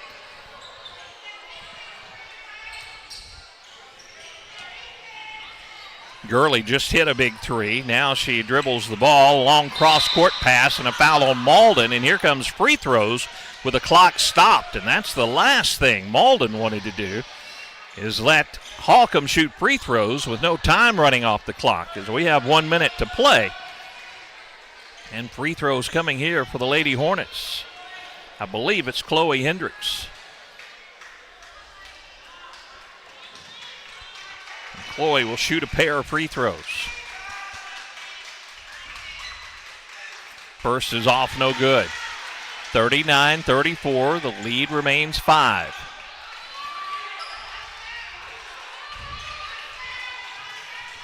Hendricks tries to cut it to 4 with the second free throw. The lefty's free throw is nothing but net this time. Malden basketball. Cohen breaks the press on her own. She'll take it all the way down, shoots over Hodges and misses it, and the outlet pass goes to Gurley. Gurley is going to be fouled on the play, and she's going to shoot free throws. 48 seconds to play in a 4-point ball game, and a couple of free throws for Ava Gurley. This is a big foul as Cohen fouls out. So Cohen just fouls out as she commits the foul. Her 5th. Matthews is already fouled out with 3 minutes to play. Cohen fouls out with 48 seconds to play, and she is really the main ball handler for the Lady Wave. And a couple of free throws coming here for Ava Gurley.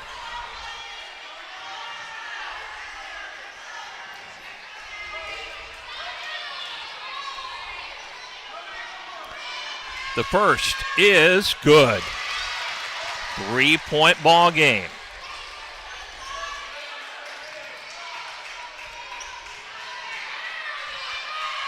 Second free throw, no good. Rebound Malden, and over the back is Hodges. That's only the 4th foul on Holcomb. So that could be good or bad. It will not be free throws for Malden here, but with the next, they will force Malden to shoot free throws in this 3-point game. 47.9 seconds to play. Inbound, Malden gets it in the backcourt. Holcomb applies the pressure. Now into the front court. Malden gets the basketball, and alertly they're going to try to run some clock, and a foul is committed. And going to the free throw line for Malden will be Thornton. Thornton has 10 points in the ball game. And 2 big free throws here as her Lady Wave lead 39-36 with 39 seconds to play. The first of 2 is nothing but net.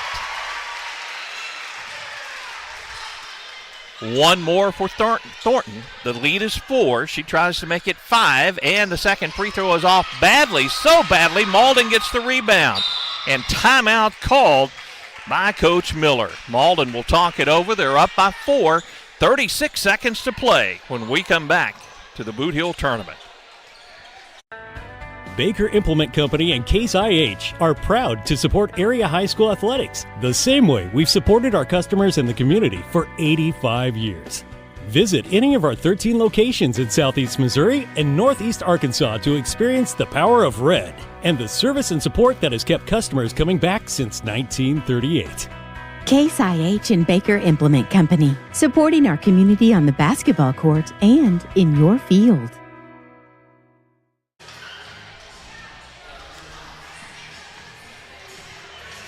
Well, this one's coming down to the wire, folks. 40-36, a 4-point ball game with 36 seconds to play. Second free throw for Malden went off the rim so badly it went over in the right corner. And Malden got the offensive rebound, and Coach Miller took the timeout. So he's talking over the strategy with his ball club. With any foul, both teams are shooting 2 free throws.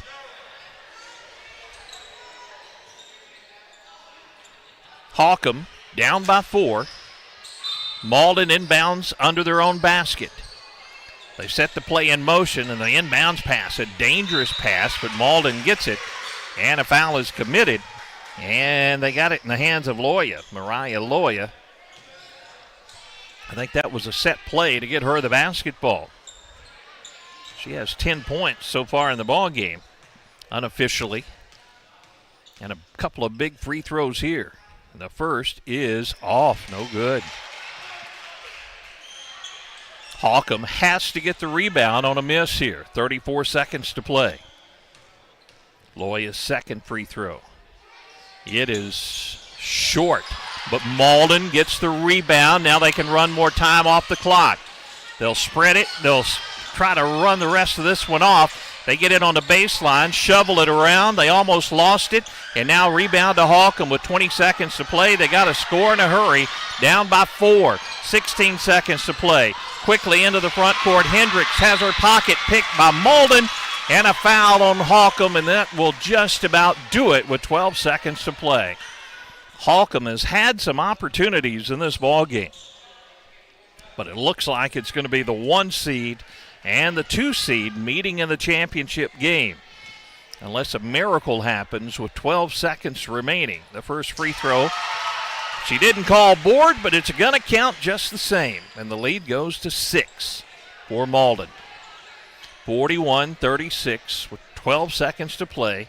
This will just about do it, and this one's off so badly. She crossed the line too fast, but Jackson, with a lane violation, gives it back to Holcomb. Holcomb needs a couple of threes with 12 seconds to play. They throw it to midcourt to Gurley. That's who they want to have it. She'll shoot the 3, and it's partially blocked. Rebound to Malden with 6 seconds to play. Hodges will commit the foul, and Malden goes to the other end, and this ball game is, for all intents and purposes, going to go in favor of the Malden Lady Green Wave. That 3-point second quarter is what really hurt Holcomb. They jumped down to the early lead, 11-8 at the end of the first quarter, but they fell behind. They've been fighting their way back ever since. 42-36 after the first free throw was good by the Lady Wave. Second free throw is also good. 43-36. It's going to be much closer than the final score. Gurley shoots it and fouled with 2.3 seconds to play, so Ava will go back to the free throw line for Holcomb. Gabby Harmon, Chloe Hendricks, seniors on this ball club. Ava Gurley, the junior, shooting 2 free throws, and the first is good for Ava.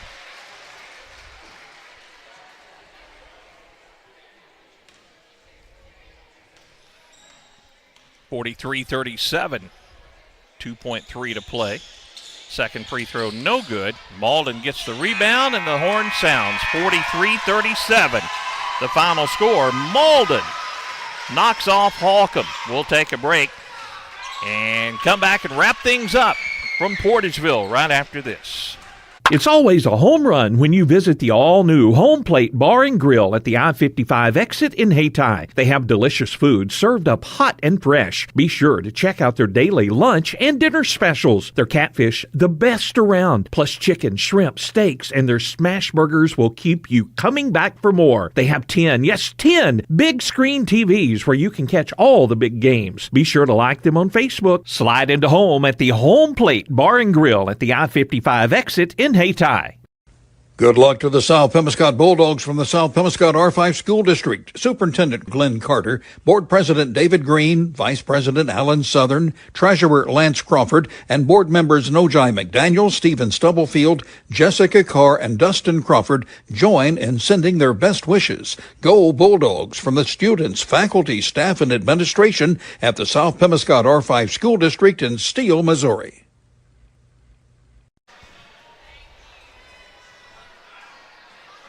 Back at the Bootheel Conference Basketball Tournament, Malden defeats Holcomb 43-37. So the seeding in this tournament has pretty much stayed the course as our final score, 43-37. And the number 2 seed Green Wave will take on the number 1 seed Portageville Lady Bulldogs in the championship of the Bootheel Conference Basketball Tournament. And that will be coming up at 6:15 on Thursday night here at Portageville. Scoring in this ball game, Holcomb jumped out to the early lead, 11-8 at the end of the first quarter, 18-14 at the half. And in that third quarter, it was 27-26 in favor of Malden. We had a ball game going to the fourth quarter, but doing just enough to hang on was Malden in the end to win it 43-37. Thanks to all of our sponsors who have made our broadcast possible here this evening. from the Bootheel Conference basketball tournament. We will be back. A lot of action coming your way tomorrow night. We will have play-by-play for all the varsity games tomorrow night. A couple of semifinal varsity games that I will tell you about. And then we have some JV games. We're going to try to do a video stream for those, and we'll keep the scores for the JV. We will have the JV championship on Thursday night. So that's the way things shape up tomorrow night. Top seed Campbell takes on South Pemiscot. Our first varsity broadcast will be at 5:15 tomorrow evening. And then the Battle of the Bootheel, 2 seed Caruthersville and 3 seed Hayti. Boy, it's going to be some exciting basketball in the varsity bracket tomorrow night here at the Bootheel Conference Tournament. Once again, our final score, Malden defeats Holcomb 43-37. Thanks to Tad Jones and all of his help. Monty Lyons back at the station, connecting us and getting us disconnected. And thanks to all of our sponsors who make our coverage possible. We'll talk to you again tomorrow night with more basketball action from the Bootheel Conference Basketball Tournament.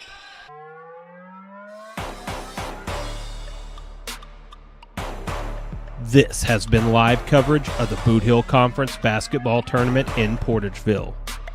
Our tournament coverage presented by NEA Baptist Hospital, Baker Implement Company, Farm Credit Services of Southeast Missouri, and Will Coxon's Home Place Furniture and Appliance.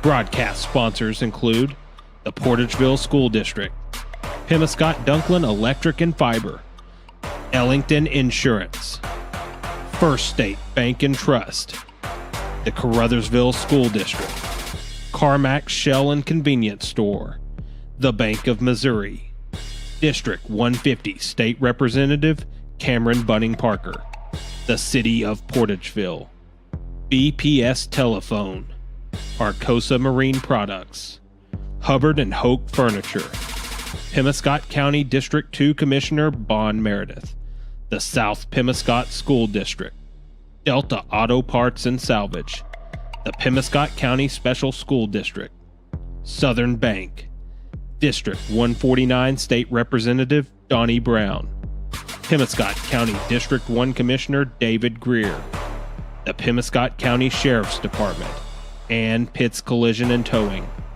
Team sponsors include the Zenith Hornersville School District, Moss Electric, Chandler Farms, Farmers Union Gin, Steadfast Transportation, Zenith State Bank, Four-Way Gin, United Auto Parts, Green Pharmacy, the City of Steel, the City of Caruthersville, Hayden Pharmacy, the City of Hayti, the Campbell School District, and by Dunklin County Transit.